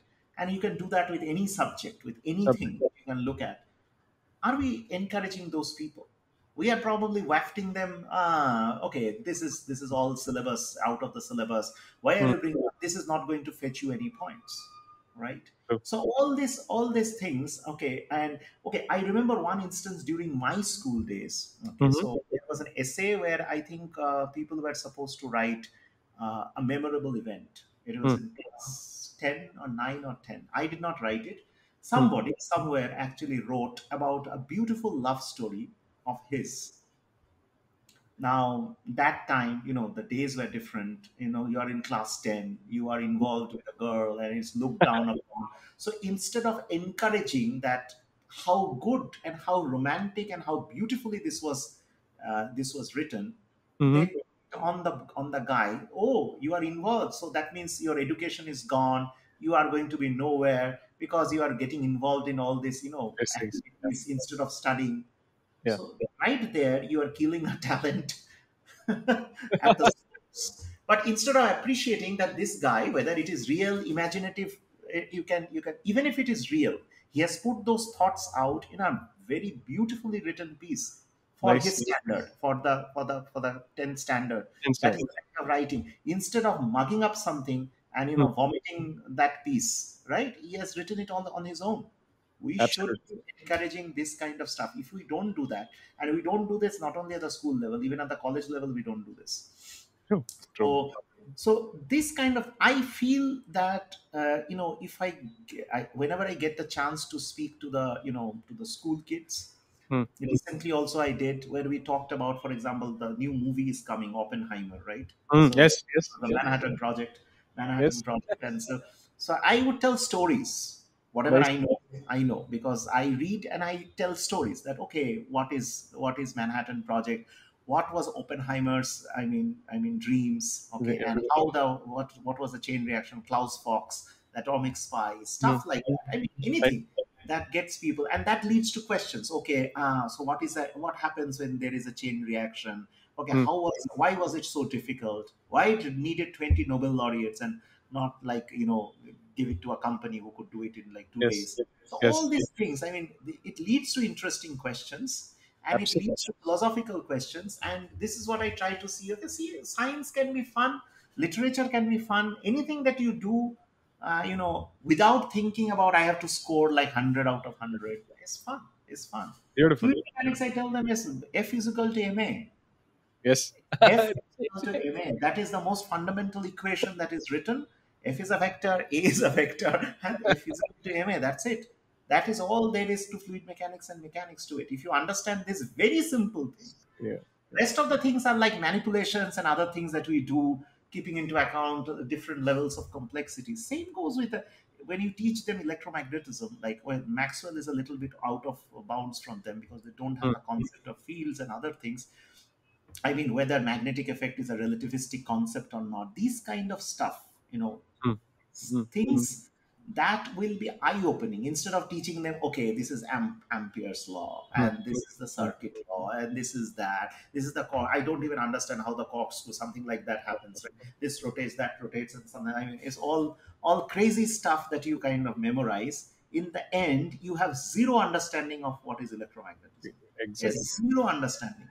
And what is magnetism? Where the hell does it come from? And what is electricity? Where the hell does it come from? You don't have zero understanding. And that is, but you can solve problems faster than I can do. Give a Exactly. problem to this guy, tuck, it will be over. They will apply the formula, it is over. I cannot even finish reading the problem, they will be done with the problem. So, cannot operate. So I think this kind of operation, what you see, is Yes. something that I don't endorse. I mean, what's Exactly. the point of providing this kind of education Mm, and giving people bachelor's, masters, and all these degrees? Don't give them those degrees. Why do they need those degrees? Because you don't have jobs for them anyway. So keep that aside. You have to, when you impart education, you have to also impart the inspiration towards that. You have to have that questioning. Me doing a complicated integration or a mm. complicated differentiation, I don't consider that to be a great skill set of mine. This is Yes. this is just practice and pattern recognition that you have done. So it, like, automatically your mind flushes out. But Yeah. Yeah. I mean, your mind should be thinking Yes. rather than doing this. So, but No. anyway, that is my No, this is very important and a very pertinent aspect because a lot of students are also under stress just because there's so much of emphasis given to this way of approaching science education, which yes, means that they're really losing out all the fun. The most yes, important part is yes, somehow lost in doing this, and the incentives for doing something slightly more open ended is increasingly kind of not encouraged. I yes. hope schools, colleges would do that going forward. And Very, very, I don't see much at all. It's once mm, again, even the bachelor's program is straight jacketed. yes, Even science, engineering, literature, they are very straight jacketed. I have talked with many people. yeah, So the fact that they cannot even write a research paper, I'm not talking mm, about original research, yeah, something where you kind of analyze somebody's work, say a literature review of a paper or something else, and that also you cannot do it originally enough. original, absolutely, You are copy pasting it from multiple sources, somebody is helping you. mm, So that actually prove, and you are basically, you are giving incentives to these people. mm, mm, So, for yeah, example, if you write a very nice piece on, say, somebody's work, say Eliot's work, mm, you write a nice piece on that, and first reading it, that this is all mugged up and copied from some source, but true, still you're giving that guy like 20 out of 20. mm, Whereas somebody takes a painstaking approach, learns it, writes not that kind of a great piece, but at least his own thought process, you're giving him absolutely, 10. That guy will not feel encouraged. He will then go to a coaching class, take the, okay, give me whatever you have written, I will vomit it because I can get 20 out of 20. You are not giving incentives to the originality. That has been a problem throughout. That Throughout. is goes for is valid for science and everywhere. That is, you're not giving Absolutely. the thoughts. So you solve a problem in a different way, it's a problem. That means it's Absolutely. so you have to go follow a particular route. I think that thing is not just science. I feel the originality and the out of box part is lacking in each and every discipline that is taught in India. It's not just science. True.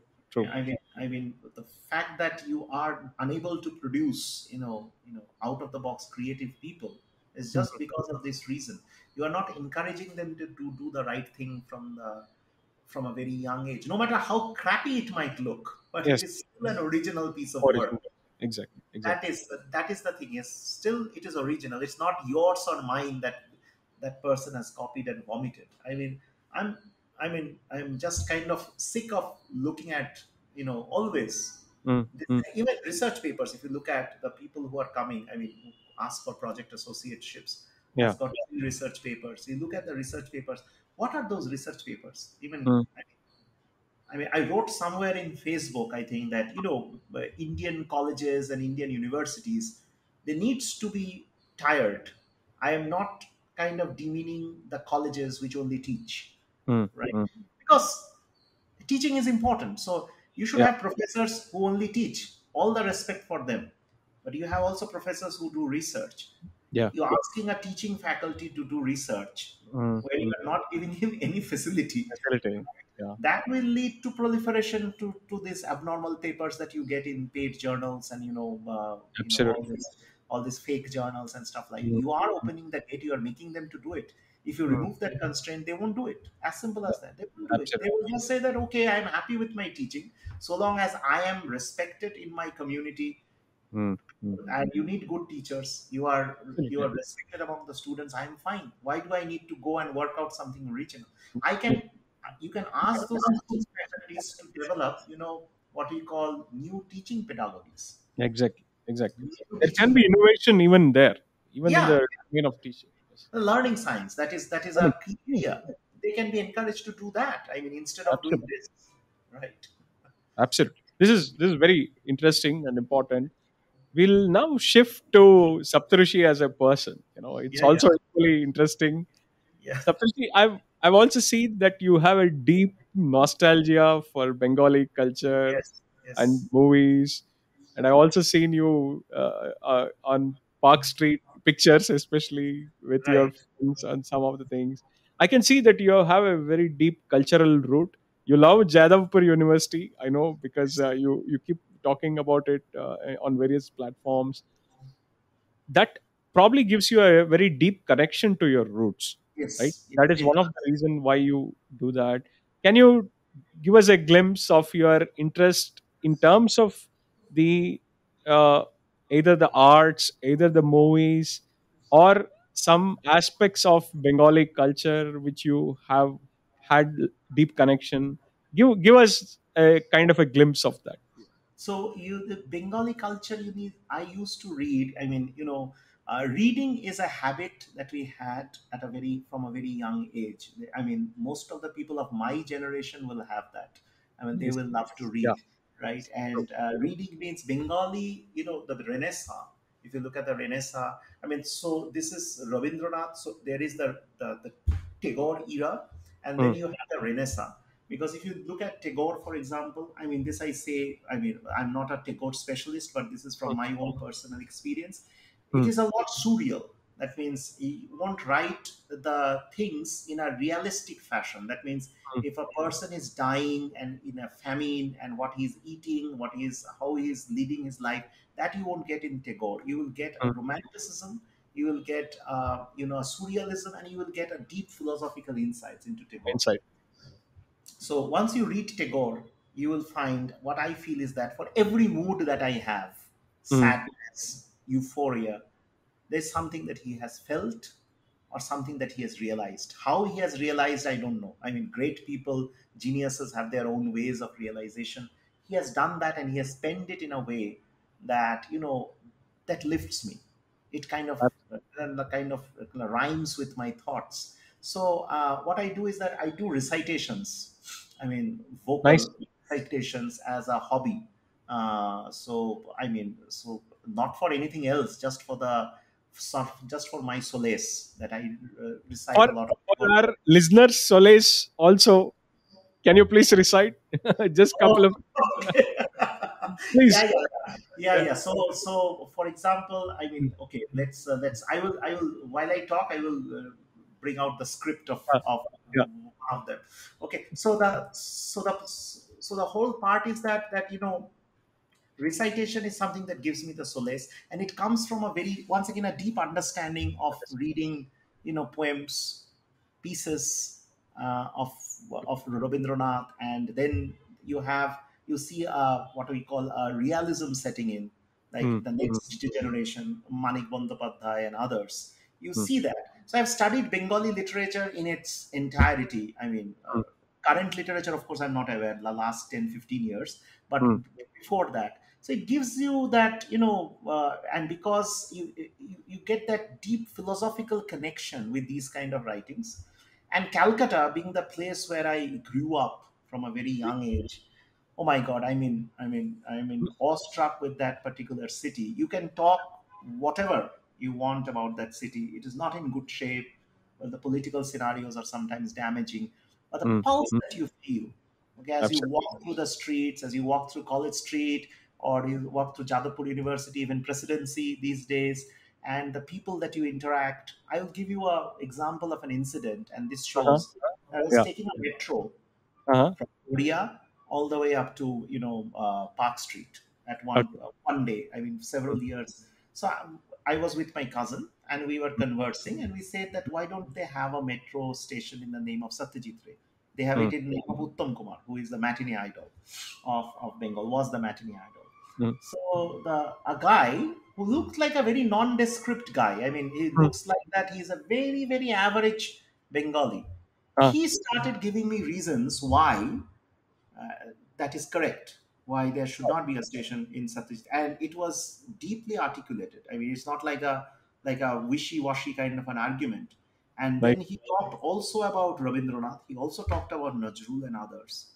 Wow. And apparently, this guy is a clerk in a government office in that Park Street area. Wonderful. Listen to Wonderful. that guy. I said, okay, this is something that you can never get, Yes. this kind of philosophical talk conversation. If you watch Satyajit Ray's movie The Aguntuk, it is called Mm, the Stranger, English is mm, Stranger.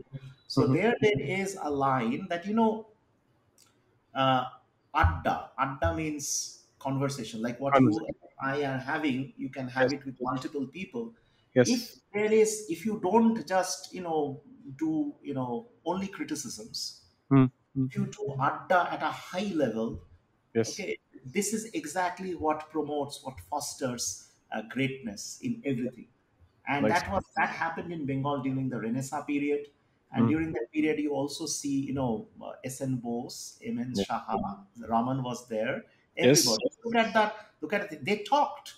I'm pretty sure they had adda, but adda at that highest level that they had, what was portrayed in Aguntuk, the Greeks used to do, right? That the gymnasiums of Greece, they Absolutely. used to have that adda. Adda at that highest level fosters that kind of a belief. Oh my goodness me, this is what it is, right? So you talk with an English professor, an English professor talks with a philosophy guy talks with me, and then you talk with a chemist. What you Nice. get is something that you can never get just by talking with a physicist or a chemist, because you're Absolutely. talking the same kind. So you need to have this, this Diverse. multi this kind of thing is what Calcutta used to provide I mean, You, you have the to, coffee house where I've also been, uh, you know, to even I visited a few years ago. I could see that buzz. yes, You could see that it's an iconic place. Of course, I went with my former student who is now a postdoc now, and he was a Bengali, and he studied in South Point School. So also, there's a lot of a lot of kind of connection, and it was one of the enriching experiences. I it, should it mention.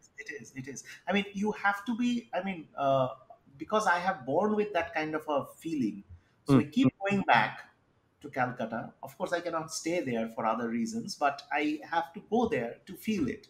I mean, that nostalgia that kind of music, that mm. kind of art, that kind of kind of literature. By the way, I'm a big fan of literature. I mean, Yes. I that thing that is equally, if not more important than the kind of work that I do, because I think a writer is actually a little bit more creative than what we are, because they can paint on a blank page Mm, mm. while we still need something to work with.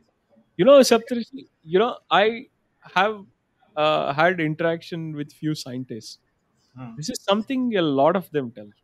Ex- You know, I'm during this process of Pratidwani, I have now spoken to few, and this is a point a lot of people who deep thinkly always make, that yes, merely being a scientist is not enough. And in yes, fact, scientist is not just a silo, right? It's not yes. some, It's not a you're an silo. isolated human being. You are Yeah. interacting with the world. In fact, if you see the way media and public kind of has a perception of who is a scientist, she or he is always portrayed as somebody isolated doing something in the lab. No, there's a very wrong way of projecting. And you reinforce that point here beautifully. You need that. I mean, you need to have great quality literature. You need to Yes. read that, and that is illuminating. I mean, even just apart from scientific literature, which we do anyways. Anyway, absolutely. Marrying the two, and I don't think there is much of a difference. If you look at conversation with Rabindranath and Einstein, you will Yes. see that, if you read the transcript of that, you will see that they can talk at a very deep level without Absolutely. being an impediment towards each other, right? You don't So nice. Einstein So doesn't nice. need to bring tensor calculus into the picture, neither Rabindranath has to bring something else, but still they can talk at that particular level, and that's an illuminating conversation because they both understand nature in different ways, but they know the core of nature. I think that is the most important part that we miss sometimes. As scientists, we think either we think that we are great or they think that they are great. Again, it is a world which is meant for both. So, Absolutely. I mean, artists included, everybody included, actually. So, Yeah. so For listeners to just give a context, Einstein and Rabindranath Tagore met in July 14, 1930, in yes, the outskirts of Berlin. And as Saptarishi mentioned, that was probably an iconic moment, right, Saptarishi? Because I am a deep admirer of both these people, both Rabindranath and Einstein. And there is something great about these two men, which is far more than just individuals. They had effect across humanity in a yes. very deep way. In a deep way. Absolutely, absolutely, absolutely. I mean, that is their geniuses. I mean, one could Einstein that breakthrough. I mean, to think about something what he did with his special and general theory of relativity, or what Absolutely. how Rabindranath could understand the mind and your emotions, and Yeah. how perfectly he could actually channelize those emotions. I mean, these requires a talent of a different class, Absolutely.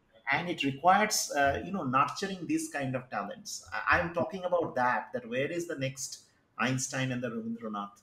Mm, Okay, we mm. need to, they are there, I am very sure. I mean, they are there. I mean, but you need somebody to actually nurture them, which we are not Absolutely. doing. Definitely, I mean, what would happen to Ramanujan if Hardy was not there? I mean, if you ask that very So simple question, Ramanujan would have been just okay, a village boy who was good in math, or who was weird, or they can even call him mad because yeah, he's creating something which nobody understands. But absolutely. but our system did not nurture him. It required coincidence, circumstances, or whatever you call it. So we have to do something about it. I About don't know it. how it can be done. I mean, there is no recipe given our large population and stuff like Mm, that, which people always cite. Oh, we have a very large population. It cannot be done. Well, mm, mm. I don't buy that always. I mean, there's something can be done. It just requires us to we require a Manhattan project of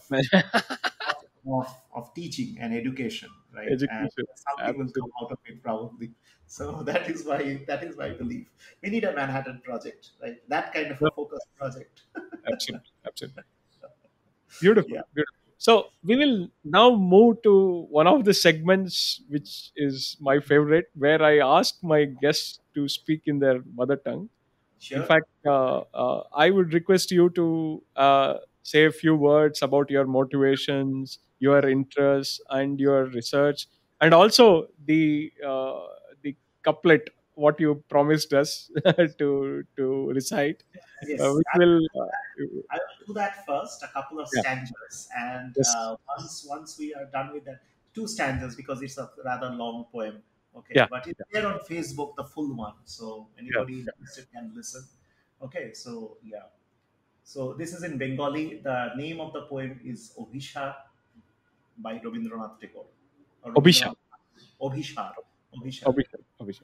Obhishar. So this is by Rabindranath Thakur. Actually, we call him Hmm. Rabindranath Thakur. Okay. Yes, সন্ন্যাসী উপগুপ্ত মথুরাপুরীর প্রাচীরের তলে একদা ছিলেন সুপ্ত নগরীর দীপ নিভেছে পবনে দুয়ার রুদ্ধ পৌর ভবনে নিশীথের তারা শ্রাবণ গগনে ঘন মেঘে অবলুপ্ত কাহার নূপুর সিঞ্চিত পদ সহসা বাজিল বক্ষে সন্ন্যাসী বর চমকে জাগিল স্বপ্ন জরিমা পলকে ভাগিল রূঢ় দ্বীপের আলোক লাগিল ক্ষমা সুন্দর চক্ষে. So this is beautiful, the first two stanzas beautiful. of Shar. So yeah, so if I have to now talk in Bengali, right? I Yes, yes, yes, yeah, so I will shift. yes, yes. তো বাংলা ভাষায় বিজ্ঞান পড়ানো যেরকম অনেক অনেক অনেক দেশেই হয়ে থাকে, জার্মানিতে হয়, অন্যান্য দেশেও হয়ে থাকে, তার একটা মানে বাংলা ভাষায় বই রচনা করা বিজ্ঞানের বিভিন্ন দিকগুলোকে নজরে রেখে, সেটা এখন একটা মানে খুবই ইম্পর্ট্যান্ট বা খুবই আহ, একটা ইম্পর্টেন্ট জিনিস, কারণ এটা যদি আমরা না করি তাহলে প্রান্তিক যারা মানুষ তারা কিন্তু অনেক সময় শিক্ষার থেকে কিছুটা হলেও বঞ্চিত হয়। আহ, উচ্চতর শিক্ষার বই হয়তো বাংলায় রচনা করা সবসময় এখনই সম্ভব নাও হতে পারে, but class 7, class 6, class 4 up to ধরুন উচ্চ মাধ্যমিক অবধি বা 12 ক্লাস অবধি বাংলায় কিন্তু অনেক কিছুই কিন্তু লেখা যায়, তাতে হয়তো অনেক প্রান্তিক মানুষকে হয়তো শিক্ষার একটা পরিধির মধ্যে এনে ফেলা যায়, এবং তার থেকে হয়তো আমরা নতুন নতুন যে প্রতিভা তাদের হয়তো খুঁজে পেতে পারি. So what I talked about is basically that you have to have Mm-hmm. books in, in Bengali right up to class 12 at least, Mm-hmm. because the higher education books are a little bit difficult to write, Difficult. Yes, because yes. otherwise you are leaving out a lot of people from the rural and outside the city domain. You cannot judge a population by the city, so they would be left out because they feel kind of afraid Mm-hmm. because of the English, because it's alien to them. So Alien if you to them. teach Yes. them teach them in Bengali, uh, it will actually resonate. Mm-hmm. And not only it will resonate, you can bring them up to speed, and then of course you can shift to English once they are comfortable. I mean, at some level. But that initial part where you have to kind of be very inclusive in your approach, I think Bengali is very important. For that, we need to write books in Bengali. There Beautiful. are attempts, but Very okay, we nice. need more of that. More of that. S.N. Uh, Bose actually wrote many books in yes, Bengali. yes. If So I'm correct, even Saha wrote some stuff. yes, yes, yes, yes, all of Uh, them. SN Bose, there is a big, I think, what we call Rachanabali, that means a mm, series of works in Bengali which is available in nice. Bongyo Vigyan Porishad. That means Mm, mm. that is what it's called. So they actually publish it also. So I think Also, kind nice, of, nice. kind of is good. Kind of is good. I have read that because I have a couple of books from SN Bose. So Beautiful. Shah I have not read, but Mm. obviously he has written mostly. Written I something. guess. Yeah. Very nice. Yeah, This yeah. is fantastic. Very nice, Saptarshi. So now we'll also kind of request you to give a slightly more broader context. What are your projects?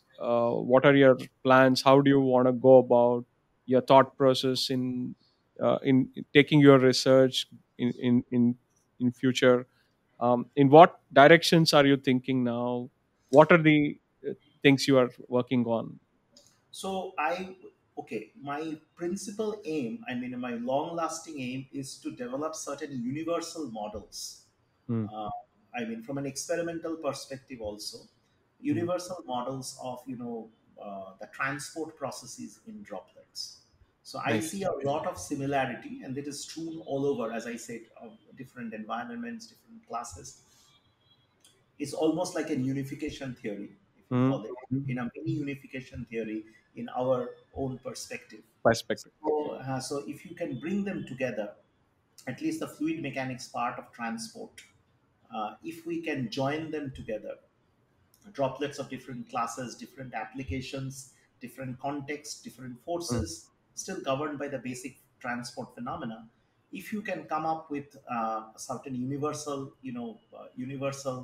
theory about how it will evaporate, mhm. how it will atomize, and how it will precipitate, if we can answer these three questions, I think that would be a dream goal. If I Goal. can achieve it by my retirement, which is like 19 years or 20 years from Yeah. now, then that would You will not be, retire. Saptarishi, I can bet you will not retire. yeah. Till ISC kicks me out that okay, this is your office, it is no longer there. So if that is not the case, then I think I would like to achieve that at the end of the rainbow, right? If you can do, I can do a lot of other things, all these, I think, funny things on, I mean, fun stuff that we do, but that is an aim to develop certain universality in terms of, say, non-dimensional space, maybe Space. in dimensional space, combining everything. But it's a hard thing because you have the diversity Mm. over here, and that would be like a I would say like a I would say a career defining kind Defining. of a Yeah. moment. Because if you have read Last Leaf by O. Henry, I Mm, think mm. you have. Yeah. So there, as the last leaf is painted, okay, Yes. Yes. uh, that is called the masterpiece. That was That, his masterpiece that he was looking for. So I'm looking for my last leaf. I oh know, my. I know what to do, but I don't know how that is going to be achieved. Still don't have that clarity in my mind, which is probably coming. So we'll try. We'll try till the end. Okay. There will be many more autumns and there will be many more leaves, and Yes. that is what I am expecting. uh, the way Saptarishi does a lot of interesting stuff, I'm very sure there will be many leaves, many interesting things. Thank you. Thank you, Pawan. Hope to live up to that. And till that passion is there, I think the day that I know that this part is not working, Yeah. um, here I'm going to make a controversial comment. Maybe that is the time to become a dean. When this is not what this is very controversial. So, not demeaning any of the deans who are there in any of the institutes, but okay, this if still this works, I think I Yeah. will keep this. Okay, The and head. not So Saptarishi is indicating towards his head and mentioning this. But that is a spirit also of die-old academics like us, because there is a pleasure. This is yes, something, we are kind of very fortunate to be in academics. In fact, sometimes people complain about it, but I think this is one of the best jobs you can get. this is the Right? best. This is the best. This is the best. No boss. I Yeah. can do, as I said, I can do what I want, when I want, where I want. Very So want. Absolutely. that pretty much answers the question. No Answers boss, the question. nobody, nobody, and Exactly. and that is the best part. And well, there are academic politics which know, I know, Yeah. all of us know. But so long as you are interested in doing just the work, I Absolutely. think we Absolutely. are This kind is- of immune to everything. you know, as Right. we kind of conclude this, Pratidwani, I would also want to read something you posted on Facebook. It's a beautiful lines. I would want to just get small elaboration on that, and then we'll conclude. So Saptarishi posted this 4-line kind of poem. Can death be sleep when life is but a dream, and scenes of bliss pass as a phantom by? The transient pleasure as a vision seem, and yet we think the greatest pains to die. We Yes. die so many times. This Yes. is beautiful lines, Saptarshi. Can you just give us a little bit more That about lines, I mean, the first four lines of Keats, John Keats, what he John wrote about Keats? death. Yeah. So what I think his idea was that don't overemphasize death. It Hmm. is just like a sleep, and just as we wake up and do everything. I think we die when our dreams are shattered, Nice. not the physical death. I'm talking about the dreams are shattered. When our dreams are shattered, bits and pieces, every other day, every other week, uh, whatever may be the context. It could be your personal, it could be your professional. That is Nice. when we die. So we die so many times. It's what's the point of being afraid of the ultimate death that is going to affect you, me, everybody in this world. I know what Essen Bose once said, that Mm-hmm. when he was probably in his 70s, he was asked that, as in India, it happens that, Yeah. sir, you have done so great work and stuff like that. He actually said that the day, now that I see my Bose-Einstein statistics is so, so respected everywhere, half the particles of the world are named after me, Nice. boson. As a scientist, I don't need to live more. Mm-hmm. Nice. It's a beautiful connotation that Very says nice.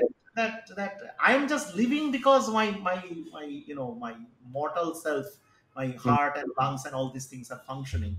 But as a scientist, I will be dead the day my work actually ends, and I don't need to live any longer beyond that. The day this stops working, Mm. or my passion kind of goes away. I mean, I am Mm. not interested in coming and reading papers in the lab or doing experiments in the lab. At that day, I think I am dead on Yeah. that day. Yeah. And our Very dreams break. We die so many times, right? So again, this is the genius of John Keats who has Yeah. put that thing.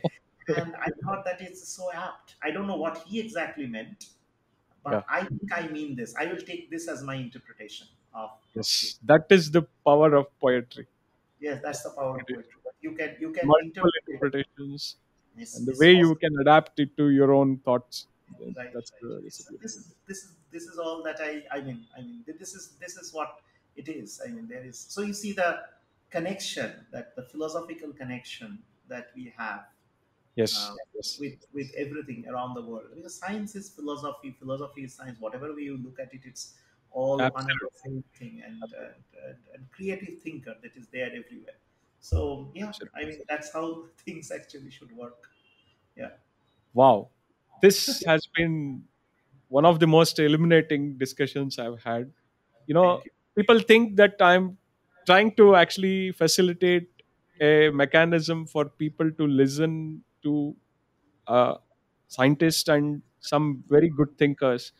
But there is something also kind of personal about these conversations, because you end up learning a lot of new things. And every conversation I've had, including the current one, elevates your thought process. And that's a beauty about a conversation. And I thank you wholeheartedly, Saptarshi, for this. Thank you. Thank you. Uh, Thank you. Thank Thank you you. so much. Thank you Yeah. so much. I'm sure this will be first of the many other conversations we're going to Sure. have. And Absolutely. I would want to also go a little deeper on some of the stuff what you've been doing, both in terms of research and your outreach and other things. Sure. So Absolutely. hopefully we'll be able to have Yeah, conversation. we will catch up. We'll have more adda, as I call it. Adda, adda, adda. That's a beautiful way of putting it. Adda, adda Adda is right. at the intellectual level. I think Intellect that is needed for breakthroughs. Yeah. breakthroughs. Absolutely. Yeah. Thank you very much, Saptarshi, Thank you so again. much. Thank you. Thank Thanks a lot for your time.